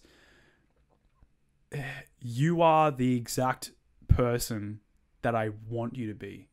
Yeah. That I need. Yeah. And I found that in my partner. I found that she is the exact person that I needed. Yeah. And I found that the sort of the tribe that you were looking for. I found my tribe because we're all still friends. I have a band now. I have a girlfriend that I'm nearly 2 years in with. I am doing a podcast right now with one of my best friends who's helping. Living the life that you always wanted to live. Well, I'm getting to that point. You're building to it. Yeah. And it took a while to get here, to the point of where I realize it. Yep. But that whole build up from going from nothing to actually finding everything I ever wanted, that helped me so much. Yeah, you stopped dreaming and you started doing. Well, I found what I needed. I didn't need a girlfriend or I needed friends, but I needed to know that I had a place in this universe. And I found it amongst my friends, and I found it at that university, and I found it with my girlfriend. And the next year over 2017 was a pretty rubbish year because just things happened, and there was a lot of upheaval for you actually. There was a lot of movement. I moved out for the first time and stopped uni. I started working full time, and it was just a massive clash of things. And this year it was an upheaval of everything that you'd settled into. That's when my suicidal thoughts became less sporadic and consecutive, and they became a lot deeper. Yeah, they became a more of a mental condition from trying to understand everything that's happening with me. Like, I've found my place, and like, now what? Like, I look back at it now, and I can't picture an exact reason why I felt like that. But maybe it was like, I found it, and now I'm really, really, really scared to lose it. I think it was more so just I thought I'd be happier when I found everything. When I thought everything would make sense. Once everything fell into place, it'd be like it helped a lot, but it's still nothing still made sense to me. Yeah. And I'm still like struggling to find an understanding for why, I feel these things, and why sometimes like things affect me so. But now I'm at that point of like, okay, I just got to stop looking for things to happen. I got to start making things happen. And that's what all this is, I'm making things happen. Yeah, man. Like, when I was in primary school, I remember there was this big tipping point in my life, because I had a conversation with my mum about this too. Like, I've talked to my parents a lot actually, and it's really helped me understand who I am now. But like, I was out in the backyard talking to my mum, and she was putting the clothes on the line, and I said, "Mum, I'm a loser." And Mum was like, "What? No, you're not, sweetie." Like, and I was like, "No, objectively, like, I do a lot of really like antisocial things. I mean, I'm not cool. People don't think I'm cool at school." And I'm like, but I was like, but I'm kind of okay with that. Yeah. But like, I want to start doing some different things. Like, I want to start experiencing a bit more, because, I'm like, I'm pretty sort of like set in my ways, and in my ways right now, I'm not cool. I'm not, really respected. So I want to start like experimenting and finding more stuff and like experiencing the world and trying to understand why people don't like me. Yeah. And I'm like, I want to understand other people. So to understand other people, I want to start being other people. And then you're more grateful for who you end up being. So like your tribe with. Yeah. So in like year 1 or 2, I only had like one friend at school, and then year 3 to 4, started getting more and more friends. Like, these are people that I still knew. They're like, I was still friends with them, but I didn't hang out with them at school or anything. And the girls didn't like me. Mostly because I was like, never took their shit. Like I said, I've always hated being manipulated, and teenage girls are like among some of the most manipulative people on the planet. Yeah. Yeah. And like, I clashed with them like all the time. But anyway, the boys all loved me. But like, I started playing sports. I started reading a lot. I'd always read like books and fantasy and stuff, which is like, people thought I was a nerd, but like, my reading age was like 6 years. My brain capacity is increasing. Yeah, you fucking nerd. Yeah. But like, yeah, my reading age was like 6 years above everyone else in my year, like in year 1 and year 2. Yeah. And it was crazy. Like, I was reading high school texts, like when I was in year 2, and people, like, even my teachers, beneficial for your brain. Yeah, my teachers were like, what the fuck? Like, I was put in accelerated programs and stuff, but like, yeah, like, and then in high school and stuff, I was just like, you know what? I'm sculpting myself into, like, if I were to look at me, I would look at me and go, I respect you. Yeah. And I'm sculpting myself into what man that I want to be. I'm like, I will choose things that I will do, and I will act in a certain way, and I will, like, have you ever heard the saying that action becomes habit, habit becomes nature? Yes. Yeah. Yeah. Definitely. Right? Yeah. I basically took that on board and went, right, well, I'm going to build myself into the person I want to be. I'm going to exercise, and I'm going to shape my body the way that I like it. You became woke. I'm like, I'm going to read, and I'm going to sculpt my mind, and I'm going to be open-minded to new experiences, right? If, you know, like, if I respect people who are kind to other people, I will be that. Yeah. You know, like, if I hate it when not everybody's standing around watching and doing nothing because they're embarrassed about whether or not someone will step forward and do it, I'll be like, fuck it. If I saw someone do that, I'd be like, good person. I will be that person then. Like, I will step up and be a role model to myself. Like, prove to myself that I can fucking do that. So, like, always refused to back down. Like, I'd go for it, like, became really outgoing. Like, that's probably why, like, I got prefect and house captain and stuff. Like, so I was just like, I want to experience. I want to learn. I want to understand. And, like, this, at the core of my being, it's just that I like to understand things. If I don't understand something, it really spins me out. And, like, I don't want to control it. I just want to understand it. So people that I can't understand spin me out, and it pisses me off. Like, people that have, like, blind faith in, like, religion and stuff. Like, people who, despite being offered a lot of facts and rational argument and being offered, you know, like, all these things that are just, to me, obvious, and, like, to me were the things that brought me around to this way of thinking, when they just refuse to see them. Purely just because they're just too stubborn or too set in their ways. That annoys me, and it upsets me because I don't understand why they would want to do that. You know, like, I built a fucking model engine like a couple of weeks ago just because I wanted to understand how they work. You know, I like to read, and, like, I imagine people as characters, and I'm like, why would they do that?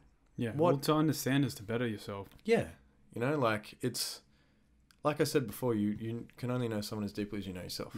And, like, the more that I'm getting to know myself, the more I see, because humans, there are aspects of humanity that are consistent. Emotions are consistent. So if I'm like, okay, when I feel this emotion, I know how I feel, and these are the different things that I can act on doing it. They're choosing to act this way. When have I wanted to act like that? Okay, when I felt like this. Why did I feel like this? Because of this. And then I say, hey, is this going on? And they're like, yeah, right? Humans are humans, man. Like, you can come to understand them. Like, you know, and I think, okay, like, I love music. I love writing.